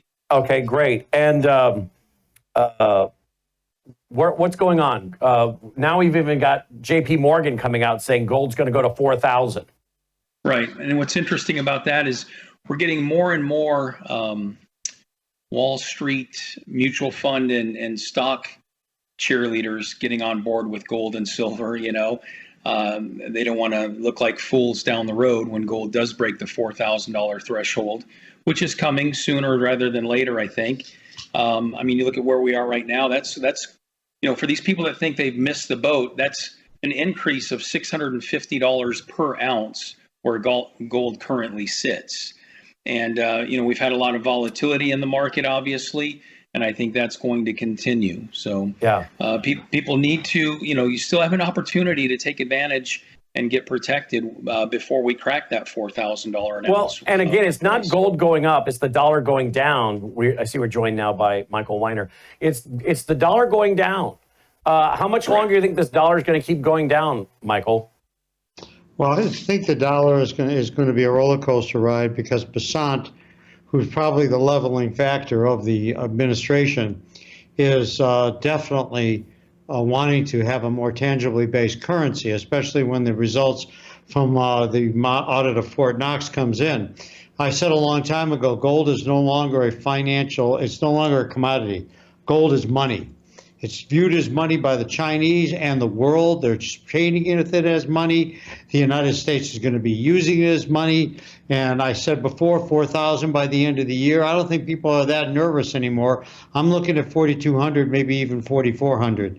But I think that there's going to be more continued volatility until the administration realizes that having these tariffs are a very good idea. In both industrial revolutions that we had in this country, tariffs were in place at that time. Thomas Jefferson talked about tariffs versus taxes. I believe in it, but stop the games. Let's make some deals. We need deals right now. And the volatility will continue, like Russ just said, until they get that done. And I think that's why Basant is saying, let's steady the course here a little bit. That's why you don't hear from Navarro anymore. That guy was a loose cannon. They really need to have an organized approach both on the tariffs. They need to get back into going into regulations. The housing market is terrible right now because of cost of building and because of regulations. They need to get into tearing into regulations on housing. He needs to start focusing again pretty heavily to get things stabilized. It's very important. Well, housing sales in our market here in the Mid-South are down about 5%, according to the reports I'm reading. I think a lot of people are sitting and they're playing the waiting game. I mean, this is when the market should start to heat up here now in April, at the end of April, into May, and yet it's really, it's down about 5%. I'm talking to local investors and different people that I know, and they're saying that people are all sitting here waiting for the interest rates to be lowered. Wes, why'd you just chuckle at that, Wes? Well, they might be waiting a while. That 10-year Treasury that keeps creeping up is what the mortgage rates are tied to, and that's that's the other side of the sword that Trump administration is fighting is inflation and interest rates, and with these tariffs. So there's going to be a lot of volatility, and to keep this in mind, Brannon, these big hedge funds and institutional investors, I think a lot of them to some degree enjoy the volatility because they make money playing both sides of the fence. The stock market was up today. The Dow was up 486 points. S&P 500 was up 108. NASDAQ's up 457. And tomorrow it'll be down that much, and if they have a long position, they think that they're going to do everything in their power to drive the market up, making money. They'll run it up. They'll say, hey, let's take our profits out. Let's take a short position. And now let's do everything we can to run it down. And while we're running it down, we'll make money. And you and I and the average investor out there gets to ride this, volatile roller coaster. So don't get me wrong, there are people making money in this market with all of this volatility, but for the average, hardworking middle American that's putting money in their 401k and IRAs, we can't stomach this volatility, especially with everything that's going on right now within the bond market, with the out of control government spending and the trade war that we're in right now. Mm-hmm. Michael? It's even really upsetting. What's really upsetting to Wes and I is, don't you get it? That's what I'm saying to all of you out there. Don't you get it? You've been seeing for 3.5 weeks a volatile, crazy market. What has been the only stabilizing factor during this 3.5 week period? Gold. You turn on the TV, and when you see what's going on, the banks around the world are buying gold for stability and financial support. Money. The people who are financially living on their retirements and retiring, is this fun? Is this fun, really? Your broker is going to tell you, oh, it's okay, everything's fine. I've been a broker my whole career. I don't want to hear about the geniuses. You are at some point in life where you have to make a decision that you need to stabilize yourself. Because if things go sideways, we've got a gal out there right now, her name is AOC. She's running out of Mount America and openly stating that we need to get rid of these old-time Democrats because they are not socialists. She is openly stating that capitalism is over. She, out of her own mouth, socialism. And they've got crowds of lunatics who are going to see it. God forbid these people get control of this country. It's over. You will not have a country. You will be living under socialism. If you want to protect yourself during these periods of time, you put yourself into something that's stable and has a reality to it, and that's gold. But when you call us up and tell us, oh, well, gold is high, excuse me, is your stocks too good? Are everything okay there? We've been hearing, Brannon, this has been high since I've been saying gold was not high when it was 2,100, and it keeps going up and going up. Get used to gold going up. Well, I saw a report from a guy this week. He's on Kitco, and he was saying $10,000 gold. Wes, is that even, I mean, Michael's shaking his head. Is $10,000 gold even on the radar? Is that crazy talk? Because I remember a day when Mike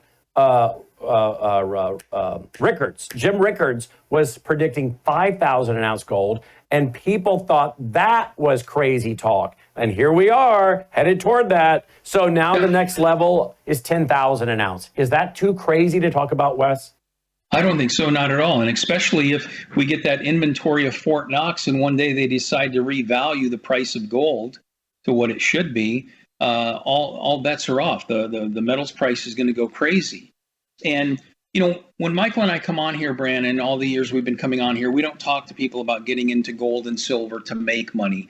It's your insurance policy. It's your backup plan. But just to do a quick year-to-date recap, even with the rally that the markets have had this week, the little comeback they've had, year-to-date, the Dow is down 5.76%. The S&P 500 is down 8.9%. The NASDAQ is down 13.9% year-to-date, okay? Gold is up 27.21%, and silver is up 13.41%. I had a client send me an email on, it was Monday or Tuesday, and in the subject line it said, "You're gold guy." And it was a client who had logged onto her portfolio and took a look at her gold and silver, and she was shocked. And she shared a little message with me about how her stockbroker, when she said she was moving her IRA into gold and silver, his response to her was, "Really, Michelle, you're gold guy? Are you kidding me?" And I, talked to her, sent her an email back about, yeah, your portfolio is doing very well. It'd be funny if you reached out to your previous broker and said, hey, if you have any clients looking to invest in physical gold and silver, I know a guy that'll take really good care of them. And she just responded, with an LOL and laughed. But, gold and silver, again, are nowhere near being at a top. Things are going to continue to climb. So take advantage of it. Take advantage of it. All right, guys. Yeah, Michael, closing comment, Michael? Well, I agree totally with what Wes said, and I can tell all of you people, this is always your money. The people who lose in investments, it's not Wes and I, and it's not your financial planner. It's you.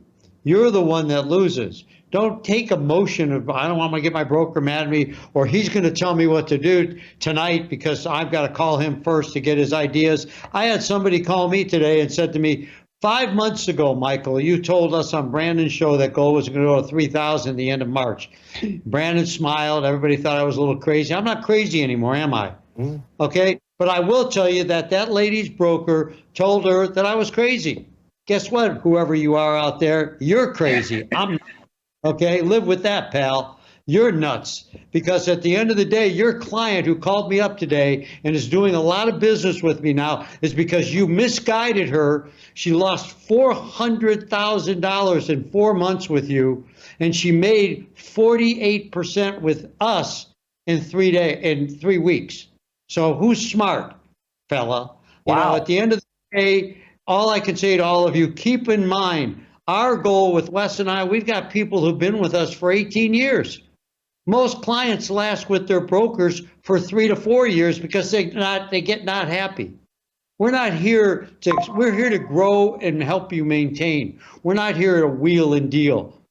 That's what we try to accomplish, and we can help you, but don't wait, because sooner or later you're going to take a hit, and some of you won't recover, and you'll go back to work.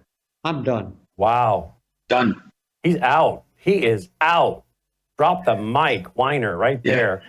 Get your free packet, 602-558-8585. Just text Michael or text Wes your name and address, or go to worldviewgold.com and fill out the form. Go to worldviewgold.com. You can fill out the form, or text Michael, Wes at 602-558-8585. Your name and address. He'll send it out to you. Gentlemen, the Bad News Bears checking in. Thank you, boys. Hey, thanks, Brandon. Thank you. Good night. Take care, Brandon. Thank you, guys. Joining me now is Dr. Basma Williams. I want to talk about, well, something we like to talk about here a lot. It's health. I don't know. As I get older, it's a topic I want to talk about more because I want to be healthy. As I, of course, have had the experience to interview a lot of medical doctors related to COVID and the COVID crisis and all this going on. Again, it's a topic that our audience is extremely interested in. And we know that there are many issues that impact people's health. But how many of them are reversible, are preventable? We've got all kinds of them. We've got cardiovascular diseases. We've got the issue of cancer. I was reading a report today, in fact, 10 million people die annually from cancers. 10 million, really? You have, of course, mental health disorders. That seems to be on the rise. Dr. James Thorpe's done a study with the psychiatrist, Dr. Peter Breggin and others on that. All the psychological disorders, and they're tying it back to the shot, the bioweapon. Anxiety, depression. Then you have neurological disorders that seem to be greatly increasing. Autism, dementia, Parkinson's, these kind of things. How much of this is environmental? How much of it is genetics? How much of it is reversible or preventable? The last thing I want to end up with is dementia or Parkinson's or Alzheimer's, that's for sure. I have a friend of mine, he's getting advanced in age, so that kind of comes with the territory, right? He's a pretty wealthy guy, but he really can't do much. He has the ability to pretty much do whatever he wants. He has a private plane. He has all these things he can go do. But if you don't feel good enough, he doesn't get to use a lot of what he has because he doesn't feel well enough. And yet I know other people that are his exact age that are out doing all kinds of activities. All kinds of activities. So at some point, you can't put a price on your health. Because I know guys that have money, they can't hardly get out of their house. And some of this, of course, I think is preventable. My wife, she's very big on me moving, getting up and moving and walking and exercising. She thinks I sit at this news desk too many hours out of the day or at the desk studying and reading, and she's probably right. How much of these things are preventable or reversible? Let's talk about that. What are some of the biggest health crises facing us across the globe and here in America? Dr. Basma Williams joins us. Many of you will know her as Tina's, the Worldview Talk, Tina's sister. Tina, or Basma, that's your full name, or do you go by a shorter name? That's my full name, yes. That's it. All right. Yep. So, what do you make of my opening monologue? Yeah, first of all, thank you so much, Brannon, for having me here. And I love having platforms that I can stand on as a functional medicine board certified family practice doctor, that I can actually speak truth into people. There's so much nonsense going around. So I really appreciate this opportunity. And I hope that we have a lot more sessions like this. But what I want to have a lot more sessions like this, but I also want to make sure I understand you're an MD. You're also in medical doctor and functional medicine as well, right? That's right. That's right. Because I, like you, was in practice going, what the heck? Why are we seeing so many more autoimmune diseases, so many more cancers, so many more heart attacks, and how many of these are preventable? And some of these patients were getting younger and younger and younger. And so I started just randomly reading books for my own health and wellness. I wasn't suffering from anything, but I'm like, what is going on environmentally? I knew it was a multifactorial problem. It wasn't a one thing. It wasn't just the fat-free cookies that we ate in the 80s that caused this epidemic, and the high fructose corn syrup that they started adding to our foods in the mid 70s, which started increasing obesity rates significantly. It wasn't just one thing. It wasn't just the vaccines and the 7 or 8 shots we give, a 2-month-old at one time. Like those are so ridiculous. And by the way, I'm just sharing information. I'm not giving anyone medical advice. Just want to throw that out there. But what I do want to say, one good thing that came about with COVID is what we learned explicitly is that lifestyle matters, because we saw significant decrease in people who had a good lifestyle, normal weight, worked out on a regular basis, slept well, had good control of their stress, etc. We saw that their rates and complications of mortality, morbidity was significant, and hospitalization rates were significantly less compared to those who had a unhealthy lifestyle, including things like being obese and taking certain medications and having high blood pressure and things like this.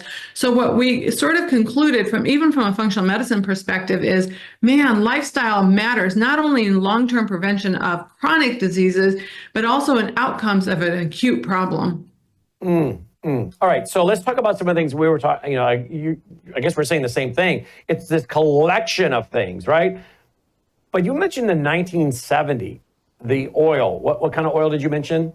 It was actually sugar. It was cheaper to use high fructose corn syrup, and the shelf life on the shelf of foods. So they started putting it in everything. They replaced natural sugar, with high fructose corn syrup, which has dramatically different outcomes inside of your body in terms of how your body processes sugar and its glucose or fructose. And so what it slowly led to a national epidemic of something called non-alcoholic liver disease, meaning when I was in medical school, the most common cause of liver disease was alcoholism. And all of a sudden now it's fat storage inside of the liver due to high glucose and fructose intake. And high fructose corn syrup is linked to that indirectly. So, and they knew that did they know in the 70s what it was going to do to people?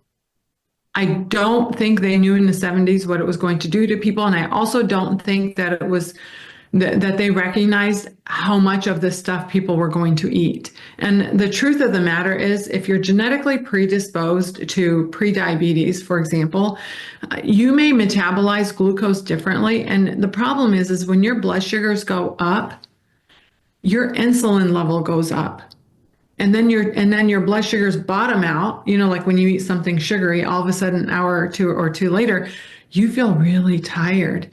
and you have to eat more sugar to keep up with that elevated insulin, and it's a vicious cycle all day long. And so I think that's the effect that the high fructose corn syrup was having, is it was creating this overwhelm of eating more and more, a lot more than what a person needs to sustain their, what they need, period, daily in their macronutrients.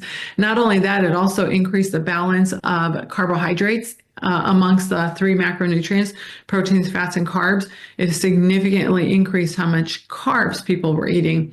We tried to combat the obesity epidemic that we started seeing in the 80s with creating fat-free foods, which of course did not solve the problem. It only added even more fuel to the problem, because it gave people this misidea of, oh, I can eat as much as I want of these fat-free cookies. But what I really want to focus on is some solutions that we have created that has had a huge impact on our patients.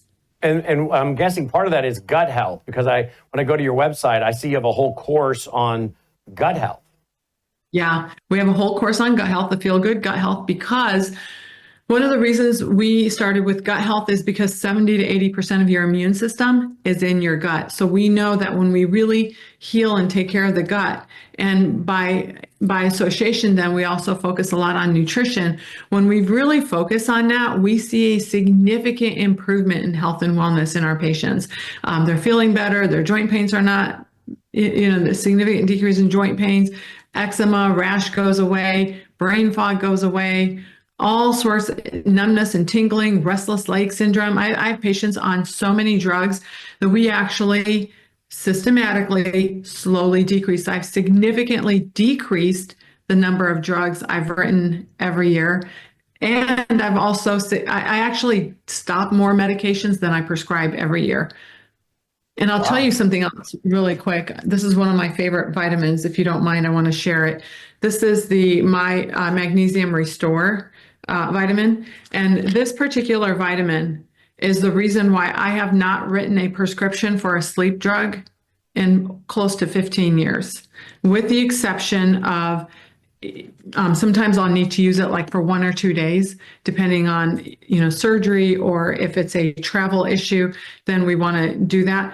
But I really I have 0 patients on long-term sleep aids. I don't need them. We teach people how to sleep. We teach people to take care of the root cause of the problem.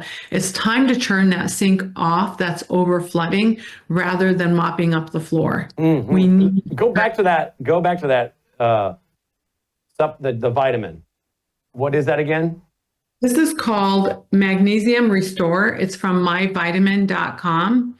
And myvitamin.com is a company that I started because, as you can imagine, if I'm seeing a wife, a mom, she is, after we get her on some really good supplements and good nutrition plan and everything else, almost always, what can my husband take? What can my kids take? And I'm like, well, I'm not their doctor, but maybe if I created a company, so we created myvitamin.com, and these are the med packs that a lot of our patients order, where they will get a pack, morning pack and evening pack. So morning supplements, evening supplements. Obviously, we've put this magnesium in the evening to help with calming down the brain, time to shut off that brain that's going, 24 hours a day, like that. And so we made these med packs primarily because our patients were asking for them. And we took care of our patients. We had given them these professional grade supplements, but they wanted the same for their families, whether it was their teenage kids or their spouses. So we created these. We have foundational packs for men, for women, for teenagers. This is the most popular pack. It happens to be called My Vitamin Calm and Restore. It's especially for people who are doing a lot in their life and feel wired all the time. It's especially nice and calming. Everything in there is natural. There's nothing weird in there, which is why we can offer it on a national show like this, because it's very safe to take. You always want to run it by your doctor, but man, we've got so many tricks up our sleeves as functional medicine doctors that we've helped people. My favorite thing to do is educate and empower, because if we can educate and empower, then we have forever change. We don't have temporary change. This is fascinating. By the way, I think we have a URL, which is myvitamin.com/worldview. If you use that, we'll get a little credit here and help support the network at the same time you're supporting your health. We love this kind of relationship. So go to myvitamin.com/worldview. Now, I want to go back to that packet. I just asked Melissa to bring into the studio the packet, because when Melissa checked this out now, how long have you and Melissa been working on this? A month, over a month, right? Yes. Yeah. And so you shipped her some packets, and first of all, I liked the packaging. I said to Melissa, that's very attractive packaging. I like the way it was organized. You just rip off your pack, for morning, for night. You had it for men, you had women. She's going to bring it into the studio. I want to show it because I was pretty impressed with the work you guys went to. Tell me on average, what is a pack? Is there a specific pack for a specific person? There's one. I know there's one for a man. There's one for women. Tell me about how that works as she, I think, walks into the studio here. Yeah. Here we go. Check out this packaging, folks. So here it is. This would be the one. Do you know which one's for the men, which one's for the women, hon? It says inside. It says inside. Yeah. Okay, so you open this, it says open here. So you open it up. And then then there's one for the evening and one for the morning, right? Yes. Help me out, babe. So these packs came from these packs came from literally 15 years of seeing patients from a functional medicine perspective. And to be honest with you, Brannon, when I first started seeing patients almost 30 years ago, I knew that most supplements had a lot of contaminations in them, were not effective, so efficacy was questionable. And on top of that, we don't really absorption. We don't know if they're going to be able to absorb it, break down those really hard pills and absorb the nutrients. We don't even know if there were what was promised in the pill was actually in the pill. And so I actually, for years, and there's so many studies that collaborate with this. So for years, I actually told my patients, don't take supplements because I didn't know what they were putting into their body. It wasn't until I became a functional medicine doctor and I had a chance to really understand and explore some of these companies that we work with now that help us make our supplements now in terms of over-delivering and under-promising. And the fact of the matter is, when I put my patients on supplements, my expectation is a certain result. And if I don't get it, it is not because these supplements aren't good. It's because there's something else going on. That's also why we have a 97% retention rate. 97% of my patients and people who buy supplements through myvitamin.com continue to purchase them 97%. Because they actually feel the difference. You actually feel the difference of how you feel. So we created these based on my years of doing actual lab testing and seeing that I would say about 98% of my patients were deficient in magnesium. And it's a no-brainer to go on a magnesium. Now, the type of magnesium you choose, you have to be really careful because the majority of magnesiums have undesired side effects of diarrhea. And so you really have to be careful. So this one does not do that. And it also helps you sleep, and it also helps relax your muscles.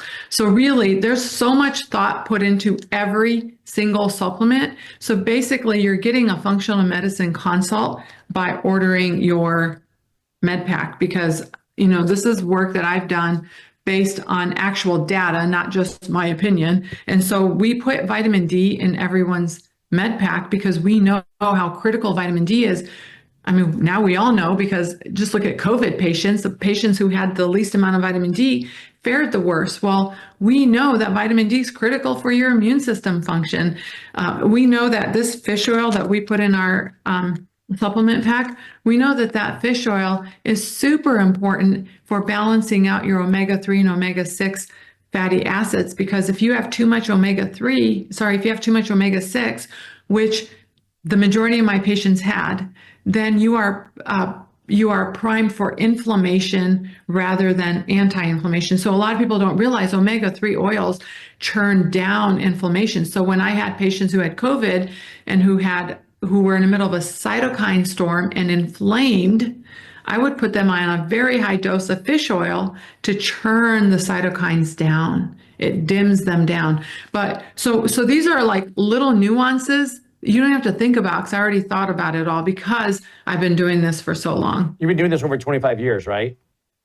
I've been a physician for almost 30, but I've been doing functional medicine specifically for about 15 years. Wow. So a long time ago, when I had my first miracle happen in my office, where I just simply had a patient quit eating gluten because of a book I randomly read, that was eye-opening, because had she not done that, she would have, and she was only 22, her name was Sarah, she would have suffered for so many years.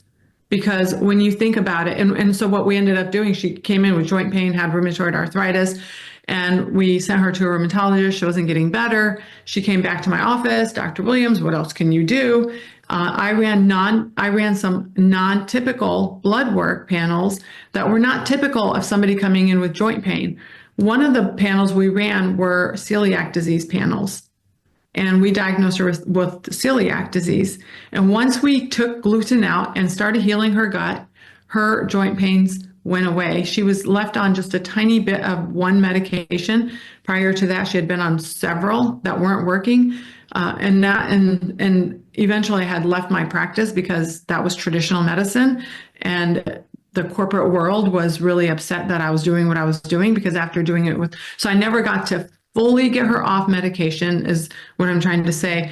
But because I only had to leave my practice because of, So are you saying to me that you because you weren't using the prescription pad, that was... I was doing weird... Yeah, I was doing weird things in my office, like doing stool studies. That was weird, sorry.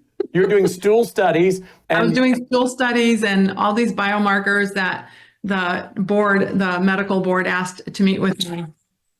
Sorry, give me 1 second. Yeah, the medical board asked to meet with her. Wow. Look, this here is one of the pack. Now, this is the calming pack. This is what Melissa's now on. She just told me that. She said, Brent, I'm on the calming pack.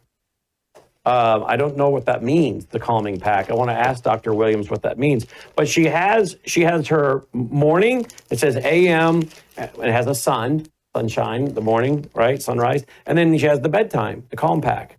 So she has one in the morning and she has one at night, okay? And then this is the men's pack. Same thing. There's one for the morning and then there's one for the evening. And we'll ask her. Oh yeah, I can tell you right here. There's a multi for the men. There's a multi with iron. There's a D3, K2 D3. There's a mega oil. There's magnesium. How you say it? Magnesium chelate? Yes, magnesium chelate. Chelate. Well, see, I was trying to use phonics. It was CH, so I was trying my phonics, didn't work. Antioxidant blend. So this is the man's, and that was the one for the for the morning, probably, I guess, was it? But you have now Melissa's on the calming one. She just told me that. I had no idea she was on a calming one. No wonder she's been so chilled lately. It really, we actually did a test on some of our patients checking their HRV, heart rate variability response, which indirectly measures stress response. We actually saw an improvement in HRV scores after just 1 month of using the Calm and Restore. That's how we knew with that one we kind of hit a home run. So for anyone who knows anyone who's wired and tired and busy and has a plate that's just overwhelming and full, this is a great supplement pack for them. Okay, so there's the one for the men and there's one for the women. Now, this is the calming pack. This is the men's pack. There's a foundational women. So the foundational one was based on just some foundational deficiencies that I consistently saw in people. And so that's what the foundational ones are. So everyone should be on a foundational. Now, the Calm and Restore has the foundational plus the calm, the things that help with calm, sleep, and adrenals, adrenals that are on the go, just calming everything down. Also, what a lot of our patients do is they'll take the foundationals, which includes a multivitamin, a really good fish oil, really good magnesium, and some K2D3, all highly absorbed. All of our supplements are powder form, so literally their absorption rate and their efficacy rate at the cellular level is really, really good. Now, what you're also going to do for some people, for example, somebody who might have a genetic predisposition to dementia based on family history and also maybe ApoE testing, things like that, that we can also do. What we would recommend is adding the foundational plus the brain health. So if you look at the website, there are some people that are really worried about their immune system, especially during COVID. We sold a lot of the immune pack during COVID, and you add the foundational plus the immune. So you can get that in 2 different packs, and we're also going to be combining all of those packs as well. Excellent, excellent. Now, tell me about, you mentioned something a while ago about people having tingling in their hands. Let's say you have someone that has gluten allergies, okay, but also has tingling in their hands, numbness, dizziness, these kind of things. And you go to the doctor, and the doctor runs a blood sample and maybe says, we got to talk, we should see some things. But what are they likely not checking for? The typical doctor's office. They're not checking at gut health. They're not looking at nutrition. They're not looking and seeing that certain foods that you're eating, for example, in certain people, gluten can be a neurotoxin. So I literally will have people stop eating gluten who come in with restless leg syndrome without even checking any labs, because I've seen way too many times where gluten is the cause of the restless leg. And then we can start tapering off of the drugs that patient has been placed on by their primary care doctor slowly. But that's certainly something that's easy to do and certainly worth doing. When we talked about that, it was in the context of overall gut healing. So this is one of those things where if we can improve the immune system insofar as decreasing leaky gut and improving nutrition. So it's kind of like taking out some bad and adding a whole bunch of good. Some of the good we're adding in are the supplements, but also we're looking at nutrition, we're looking at sleep, we're looking at diet, stress management, all sorts of things that we're doing in addition to, eliminating some of the things that might be harmful to your body. And they're so innocent, like gluten is an innocent thing, but yet in some people can cause really bad inflammation. Is this because of the glyphosate in our bread and flour and everything? It's because there's a protein called gluten that our bodies cannot fully process. And it is a leading cause of leaky gut. And if you have celiac disease, then your body's attacking it with antibodies. So we can actually check antibodies to gluten metabolites to actually look to see if your body's attacking your own cells because of what you're putting into it. So why is this a new phenomenon, it seems like, in the last 10 years, 20 years? Well, for one thing, we didn't understand. We didn't even know what a leaky gut was. When I was in medical school, I didn't even know that 70 to 80% of the immune system was on the other side of the lining of the gut.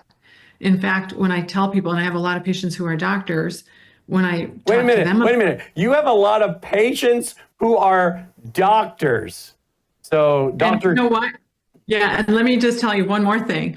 One of the first set of doctors that started coming to my practice are oncologists. What does that tell you?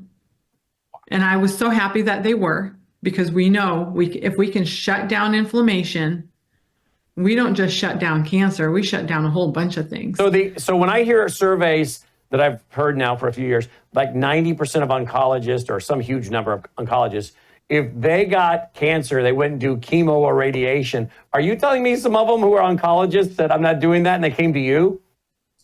That they came to me primarily for prevention, not treatment of a cancer. Prevention of cancers and other things. And the reality is, whatever it is that you're seeing. So if your reality is that you're seeing a lot of cancer cases, you don't want that. So you're going to do whatever it takes to not get it. And that's our reality. It always, one thing that was always really, really gut-wrenching to me is when I would walk into an oncology pediatric hospital and have to work with those children, because the outside world has no clue what's happening in an office of a pediatric oncologist. Wow. So the oncologists are coming to you for prevention. And Primarily. And what packet are you putting them on? Well, so we do the whole thing. We do all the work. So these packets are sort of a foundation. So everyone gets these. Every single person gets the foundational pack.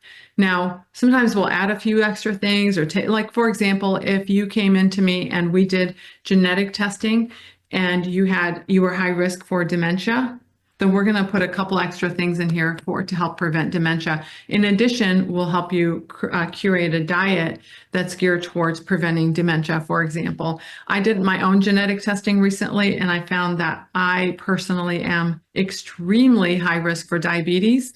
So I started really looking at what do I need to do to keep my blood sugars even all day long. So how could I do that? Now you're in another state and I'm in Tennessee. How could I do this genetic testing? Yeah, so as long as you have a home in Missouri, Florida, or California, I can see you if you like. And also you can sign up through beingfunctional.com. You can sign up for a meet and greet, and one of our staff members will call and help you out with that. But you have to be in Missouri? Florida. You have to have a home in Missouri, Florida, or California. Okay. Now, if I don't, what do we do? You have to find a local functional medicine doctor near you. And I will say that in functional medicine, when I started doing functional medicine, it was long before it became a big thing. So you want to find one with at least 5 or 6 years of experience, because it does take a while to sort of get into the craft. Okay, so you find one that's got 5+ years experience, and you say you want that genetic testing. So yes. Tell me what that involves. They take some blood and they do what? Why does your average internal medicine doctor you go to not do this? Because I honestly think they wouldn't know what to do with the results. If you don't know, then you don't know, right? You can't do what you don't know. And it's not that your average internal medicine doctor isn't brilliant and smart, but you can't do what you don't know. And so for me, it was an additional 3 years of training. And then on top of that, I also mastered hormones. So that was a whole nother thing. So it literally has been continuous medical education for me for the past 15 years. When I finished medical school, it was just a matter of reading a few journals, staying up on top of continuing medical education. Super easy. Medicine doesn't change that swiftly. Functional medicine, if you're not staying on top of it, every 6 months, you're going to get outdated. So you really have to be constantly learning all these new things because we're growing. So for example, genetic testing, there was finally a company that I liked that actually tested your genes and also gave you a game plan. So it wasn't like 1,000 pages of here's your genetic testing and you have no idea what to do with it. We actually were able to categorize it into the genes that we are most familiar with, into categories, for example, cognitive function or brain function, insulin resistance, and inflammation, things like that. So you can sort of target what you want to treat. But I digress. What I will tell you is this foundational pack, every single one of my patients gets this to start out with. And I will say probably about 50% of my patients, once we clean up their diet, we do this exercise program and all this kind of stuff, we don't need anything but the foundational pack for many of them. If you have something like a family history of dementia, I would highly recommend you get tested for something called an ApoE. You can do an ApoE blood test. Any doctor can do that. And then that's relatively well known in the community. Chris Hemsworth, the actor, he has an ApoE44, so he has an 80% increased risk of dementia. He found that out while he was doing the Disney show called Limitless. So watch that show, familiarize yourself with it, and then there's stuff you can do about it. You don't have to live in fear. Again, we educate and we empower. That empower and education over fear, and those are the gifts that we've been given. These are my gifts that I've been given from God, and I'm using them on this platform to hopefully open up some eyes and help people realize you don't have to be victim to all these things. Right. I'm 55. When I went through menopause, I gained a lot of weight because now I know in retrospect, because I was genetically predisposed to insulin resistance. And it took me 3 years to lose that weight. But man, I'm not going to be overweight because I know overweight causes all these other problems. So it's in my control. So if you have someone that's hitting menopause age, right? Yeah. Would you have a pack for that? So that would be still the foundational for women. And if you're postmenopausal, we have a 50 plus for women who need a little extra smart calcium. Most of the calcium supplements out there are crappy. Do not take those, in my opinion. But the one that we have for 50 plus, that is the one that has a little extra smart calcium in it that has other minerals that your bone also needs to grow. All right. So if you go to myvitamin.com/worldview, and please use that if you want us to get credit, because again, folks, we vet. How many months have we been talking to you, by the way?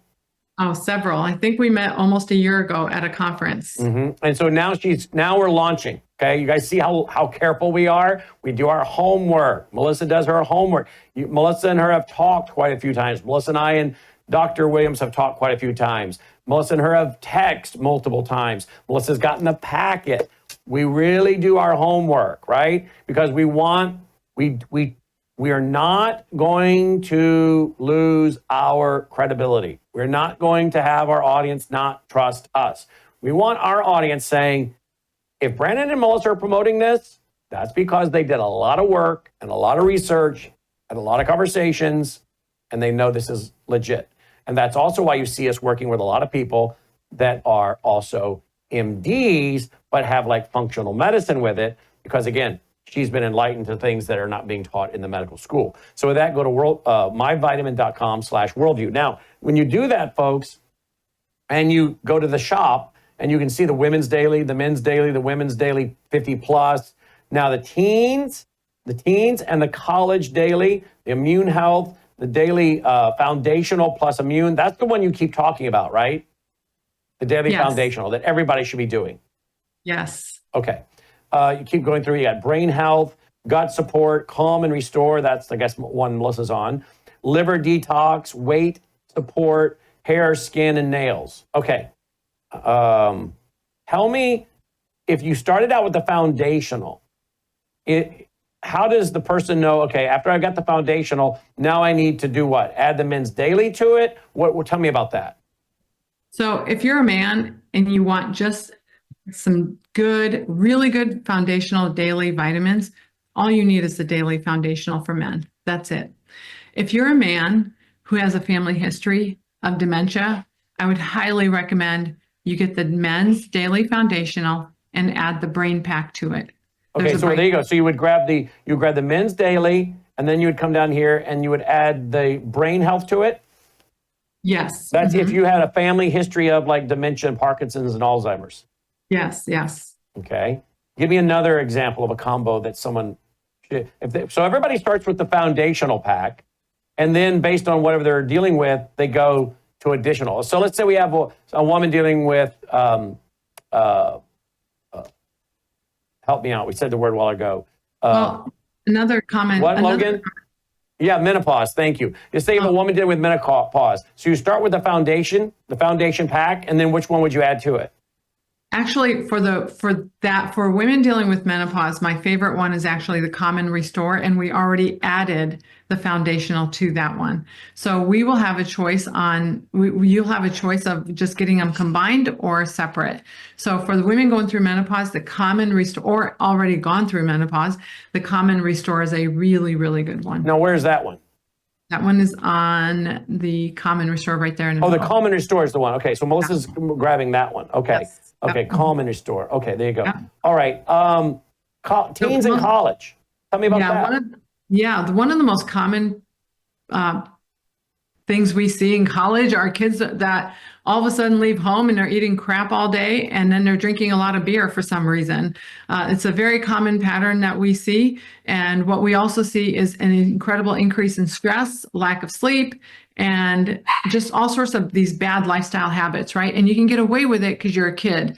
but it does catch up to you and it does affect your performance and your mental function. So a lot of our moms are like, hey, what can I give my kids? So we came up with this a multivitamin, especially for kids, vitamin D3, especially for kids, boosting up their immune system, but not too high of a dose. Magnesium to help them sleep and calm down at nighttime. So things like that. Now we also added we combined the immune and the foundational also, because a lot of our patients were combining those together, especially during the winter months when we saw a lot of viruses. So there's a foundational and immune pack combo that a lot of our patients take in the winter months, for example. And honestly, I just got off the phone with a marketing specialist who said, you know, my husband and I were talking, we haven't been sick for a year and a half. And that coincided with when they started taking their supplements. We hear this all the time. That was just something I just happened to hear today. So that daily foundational plus immune, great thing to give your college kids. These college kids come home after finals week and they like sleep for 3 days and they're sick. And there's reasons behind all that. But these supplements, in addition to really what we also found in a lot of our kiddos is when they started taking supplements, they also started paying a little extra attention to self-care, because doing one self-care thing we know has been shown to then add another and then another. So then you start stacking all these self-care things. And if you're going through the trouble of taking supplements, then maybe you start working out on a more regular basis, or maybe you start sleeping better because you're taking that magnesium that helps you sleep, things like that. Wow. Now let's talk real quick before we wrap about, say, guys and prostate, right? Prostate. I don't know if you've read the book, Invasion of the Prostate Snatchers, and how you feel about that. But it seemed, I can tell by your facial expression that you haven't read that one. Okay. But not read. It seems like every time we turn around, someone's going in to have their prostate taken out. And I've read some up on this, and it seems like a lot of this is maybe, again, I'm not giving medical advice, I'm not a doctor, but my opinion is, it seems like I'm a little concerned, like just like they go to the pad real quick, hey, well, here's a prescription. Yeah, let's get that prostate out. You know, I'm like, obviously guys are concerned about that too. I think maybe women are too for the man in their life. So talk to me about things like that. I had the same exact thought you did yesterday when I was talking to one of my men patients, and I was just thinking to myself, and in particular, he made the comment, when he eats more sugar, he has to get up at night more. And so that's one of his biggest motivators, to not eat a lot of sugar. Now, in his case, I also had the benefit of looking at his labs, and there's a form of testosterone metabolite that actually increases prostate size and this is the kind of stuff that functional medicine doctors learn, right? This is the type of stuff that we don't necessarily learn in medical school, and especially we don't learn how we can manipulate it earlier on. And I just thought to myself, wonder if I should put him on a supplement that will help divert some of the testosterone metabolites into one that does not cause the prostate to get bigger. So, and that's the problem, is benign prostatic hypertrophy, where the prostate gets huge, and then now you're waking up every hour or 2 hours to go pee as a guy. That's no fun. And plus it disrupts your sleep, which is a big pillar of health issue now, because now lack of good sleep causes all sorts of other things. But start early. And so this is what we counsel our patients on as well. But you're 100% right. It's almost like you're bound to get it if you live long enough, right? But you can take care of it and you can help decrease your risk. Are you is there anything in the current packs now, or are you going to have to develop a new pack for that? There's nothing in the current packs right now, but that is something that we can maybe focus on, and we can create a one-time, like a bottle. I have a couple supplements that I really like that help with the prostate, and maybe we can have a prostate day, prostate 15-minute segment where we can talk about that, and men can buy just that one supplement, and it can be if they're worried about it, or if they're the ones getting up at night to go pee. And also, I would love to hear how the supplements are working for people when we have that opportunity. Absolutely, we'll do that. We can even open phone lines to take questions. And I keep saying in conclusion, but you keep bringing me to a point of I have to ask more questions.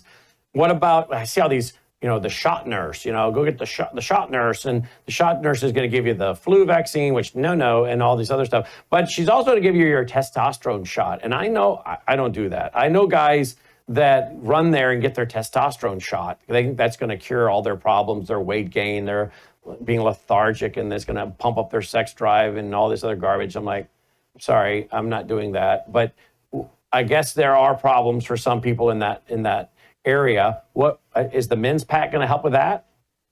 Men's pack. So these are just purely foundational. And when I say foundational, what I'm talking about is at the cellular level, what your cells need to work optimally to make the most amount of mitochondria that you can make to help with a little liver detox and things like that.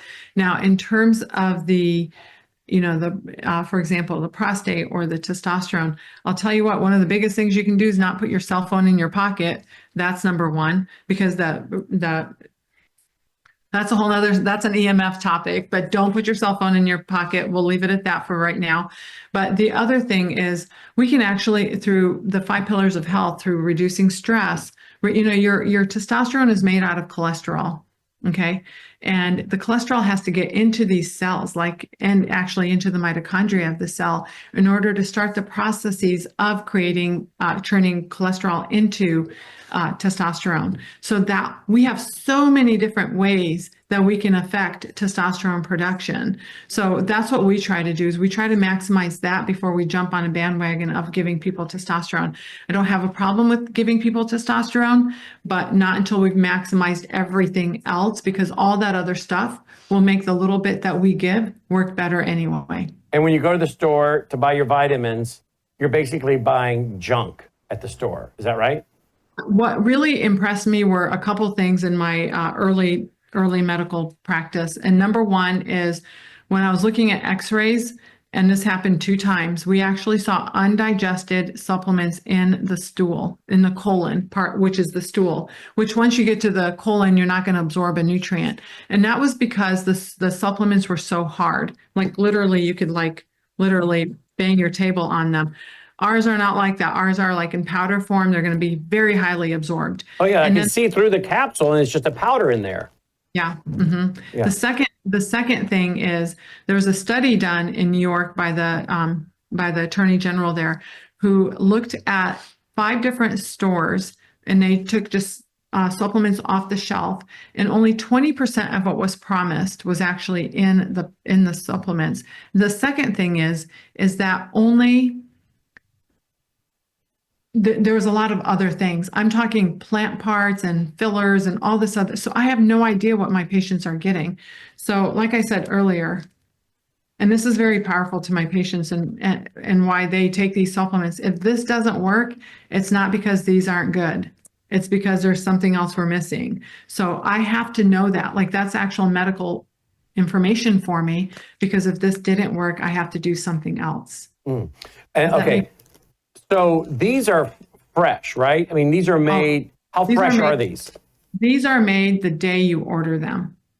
That's how fresh they are.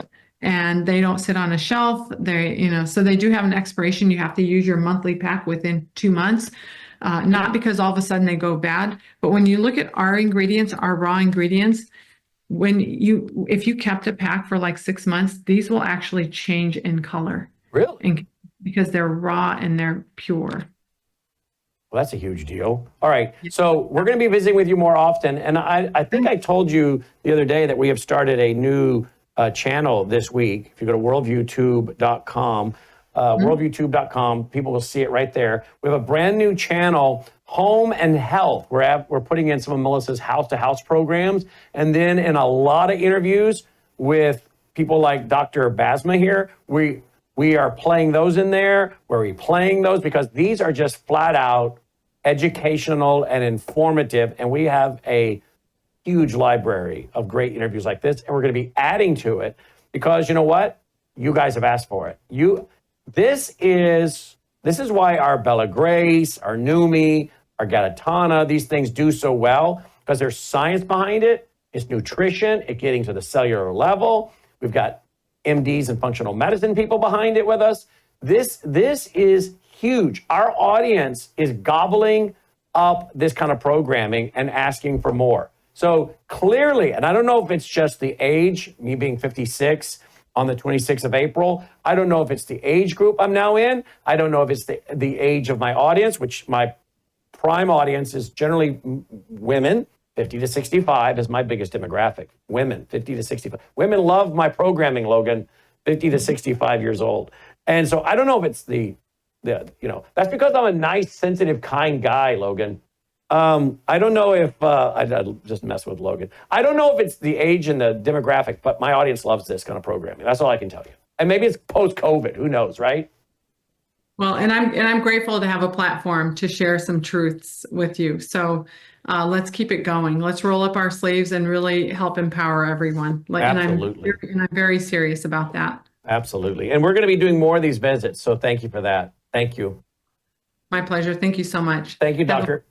Williams, checking in, folks. And go there, okay? Go there to myvitamins.com. Use the code Worldview, if you would. Vitamin, don't put an S on it, Logan's telling you in my ear. Don't put an S on the end. My vitamin. Don't put an S on that, folks. myvitamin.com/worldview. All right, folks, that's our broadcast for tonight. I hope you appreciate all we do here.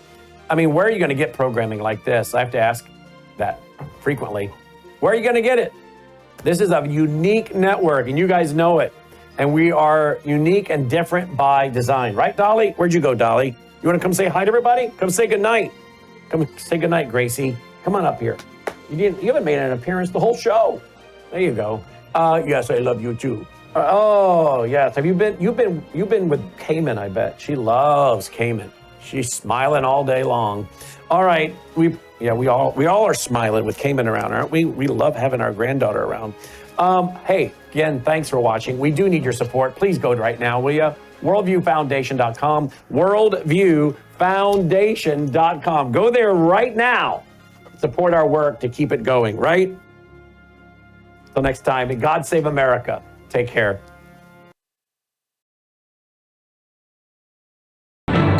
Faith, spiritual values, moral issues, government, economy, education, work, responsibility.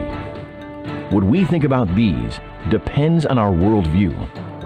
Now, VCY America presents Worldview Radio with Brannon Howse. And welcome. Glad you're with us on this April 24th, 2025. Joining me today is going to be Alex Newman. He's going to join me today to talk about several things, including one naval expert warns that there is a real possibility we could see a war with Iran. Also, the midterms. What's the likelihood that the midterms, they go back and steal the election? Because the turnout seemed to be what was the tipping point for Trump's victory, that it was too big to rig. Well, we all know that a lot of people don't turn out except for every 4 years for a presidential race. So what's the likelihood that the Democrats will gain control of the House or the Senate, and then they'll be President Trump will basically be a lame duck for the next 2 years? Let's talk about that. Something you guys know that I've been contemplating for a long time, and that is, why is it that the world turns against Israel? The Bible tells us that all the nations of the world will turn against Israel. And I'm always trying to figure out what is going to be the tipping point for that. I want to share with you some thoughts and ideas I have about that today, as I've been taking some notes and thinking about that this morning. And we'll get your response as well. We'll open the phone lines up for sure. I had a very, very interesting conversation last night with my friend, Dr. David Farnell. Dr. David Farnell is a pastor of many decades.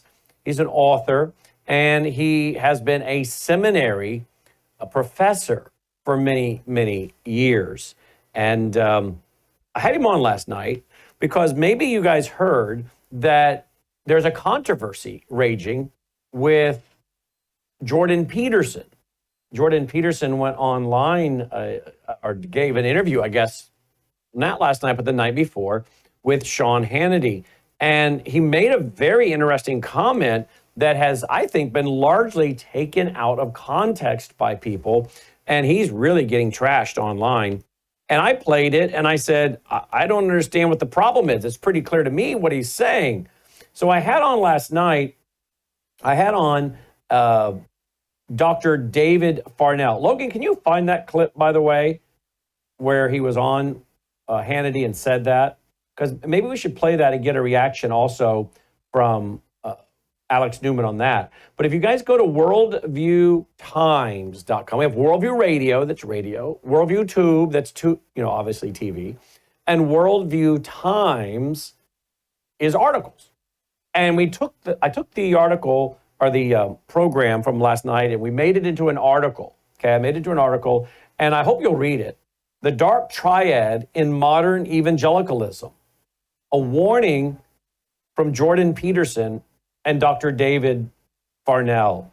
Let's get to all that and more in the moments we have with Alex Newman. Alex, welcome to the broadcast. Thanks for being with us.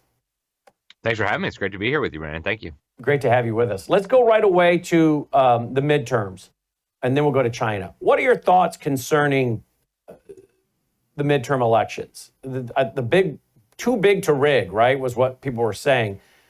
How concerned are you about the midterm elections and then President Trump basically being a lame duck for the remaining 2 years, other than maybe signing executive orders? Well, I think it's a very real prospect, Brannon, partly because we still have not thoroughly dealt with the election rigging. We still have a whole lot of work that we need to do if we want to have secure elections. A lot of states are still running elections without any kind of ID required. Almost all the states are still running elections on these machines, which, of course, we all have seen are very, very easy to hack, manipulate. Almost all the states still have some sort of mass mail-in by voting. We have so many of these problems, and there have been some positive changes. South Dakota recently adopted some statutes that I think will improve the situation, but South Dakota is a very small state. So I think the risk that we could have enough election fraud to change control of the House of Representatives or the Senate or both is very, very real. And at this point, all of the great things that Trump has done that conservatives have been celebrating, those have been done through executive authority. Right. And if we don't get those entrenched in law, they are as good as gone the next time there's a deep state Democrat in the White House. So this is not like an issue that is minor or a side issue. This is absolutely critical. If we want to keep some of these positive changes that we've seen over the last few months, it's going to require legislation. Republicans should take advantage right now. But I'm very concerned, Brannon, that we'll see manipulation in the midterm, that we'll see manipulation in the primaries, and that they will try to make Trump into a lame duck so that we lose any chance of getting these changes enshrined in law.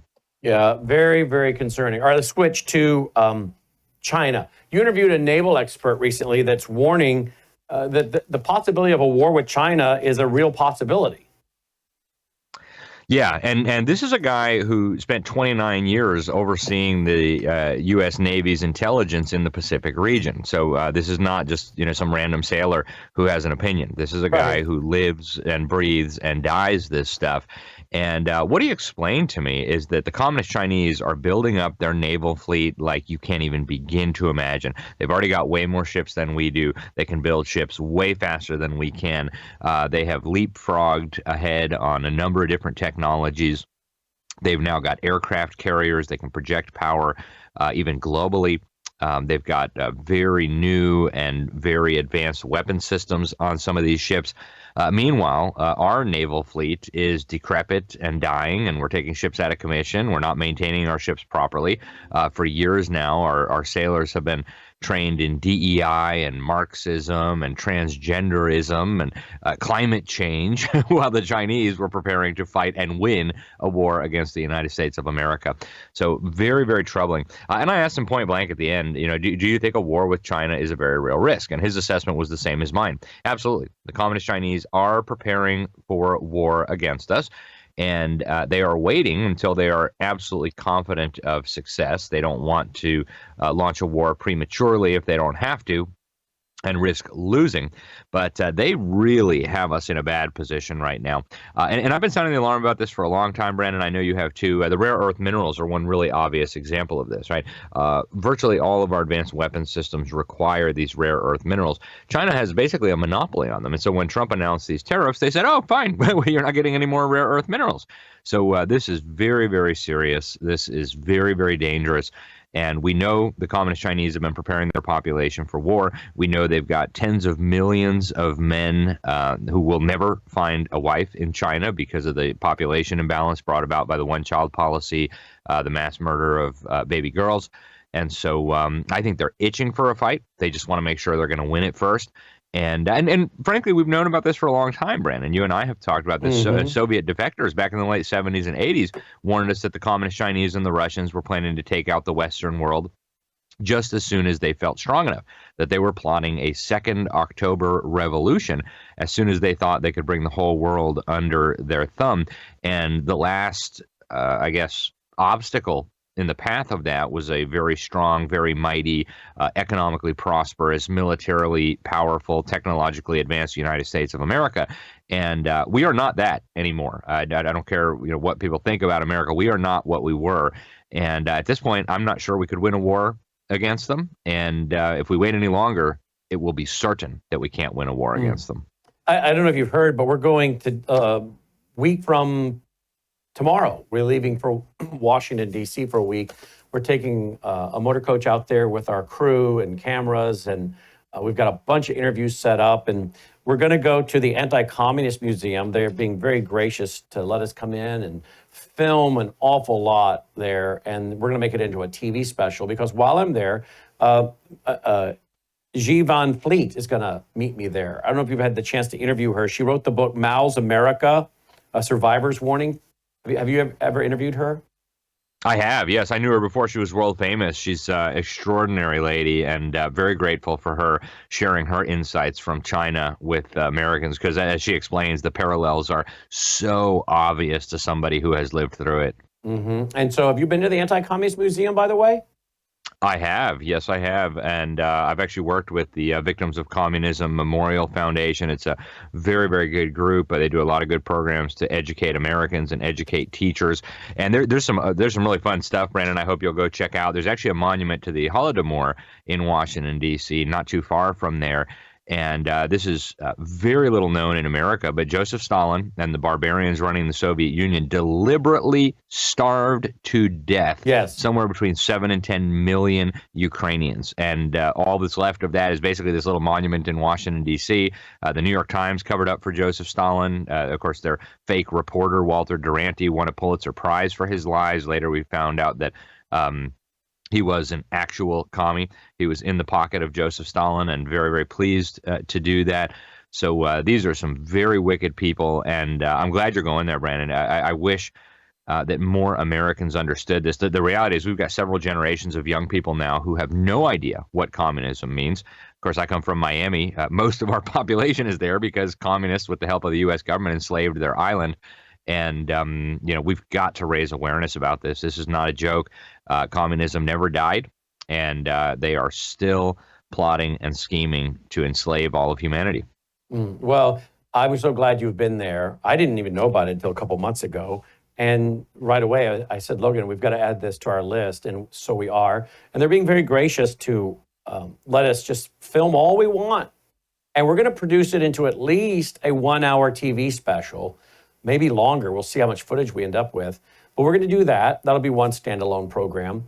We have paid the $900 to get permits from the National Park Service to be able to film at the Lincoln Memorial, the Jefferson, the Vietnam Wall, the World War II Memorial, Iwo Jima. We're putting together a bunch of TV specials that we're going to make available to everybody to watch, because I think it's so important that our children and our grandchildren learn the truth about America. There are some great patriotic things that have been done in the past. Part of the problem, though, is it was all shot with really old cameras, and it's not crisp and clean. And we now have 3 new cameras that have come in that are state-of-the-art. So we're going to be able to get amazing, beautiful footage. And then we'll produce, when we get back with all of this footage, we'll produce these various historical and patriotic specials. Do you think this is a worthy project of our time and resources, Alex? Oh, absolutely, Brandon. I'm frankly delighted that you're going to be doing this. And when you talk to the young people in America, they've done polling on this. My generation, the so-called millennials, the idiots that everybody loves to make fun of for obvious reasons, right? 70% of them describe themselves as socialists in polling, scientific polling commissioned by the Victims of Communism Memorial Foundation. 36% in the last poll they did that I saw of millennials view communism favorably. And so one of the things that I did living along the Baltic Sea, we used to take ships across the Baltic. We'd go to Latvia and Lithuania and Estonia and even into Russia. And when you go to see these, if you go to Riga, if you go to Tallinn, you'll find these incredible museums of what these very hardy, very tough people endured under Soviet occupation. And it's hard to process how human beings could be so depraved. Indeed it is. When I come back, I want to talk to you. I want to play this Jordan Peterson clip. Get your response. Are you aware that this has gone viral in the last 24 hours or more, and people are upset with him in the conservative world? Some of them. Are you aware of this clip? I have not seen it. Nope. Okay, I look forward to getting your response, and we'll talk about a few other things here with my guest, Alex Newman. LibertySentinel.org. LibertySentinel.org. Hey, guess what, folks? Alex is going to be a keynote speaker at our 22nd Annual National Worldview Conference coming up October 3rd and 4th. Full details at worldviewstore.com. We'll be right back. Hello, I'm Brannon Howse. I want to thank you for all your support at wvwfoundation.com that helps make possible pushing out 24/7 content for free. Without your support, we'd have to put it all behind a paywall. But thanks to you and your support through our foundation, we're able to push it out for free as a broadcast service and broadcast ministry of WVW Foundation. Please consider going there and setting up an automatic monthly contribution, or go there and make an occasional contribution.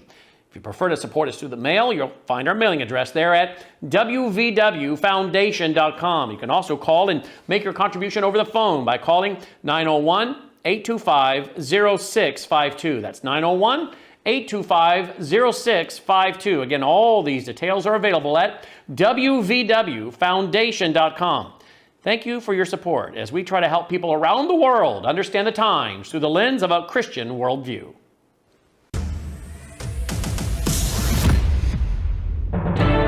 Welcome back. Glad you're with us. Worldview Radio, our website, worldviewradio.com. Well, last night we devoted almost an hour to the comments by Jordan Peterson. I don't really play a lot of clips by Jordan Peterson. I find some of the things he says interesting, but other than that, he seems to be really controversial. Either people really, really like him or they don't. And I don't understand why the hostility, because again, I don't have to agree with everything somebody says to appreciate some of the things they say. But I think the guy is, I don't know. I don't know. I think the guy might be searching. Would you agree with that, Alex? I don't know where he's at religiously, but he seems to be a guy that's on a quest and spiritually searching. Would you agree? Yes. In fact, he says that himself. He is not a Christian, and he will tell you he's not.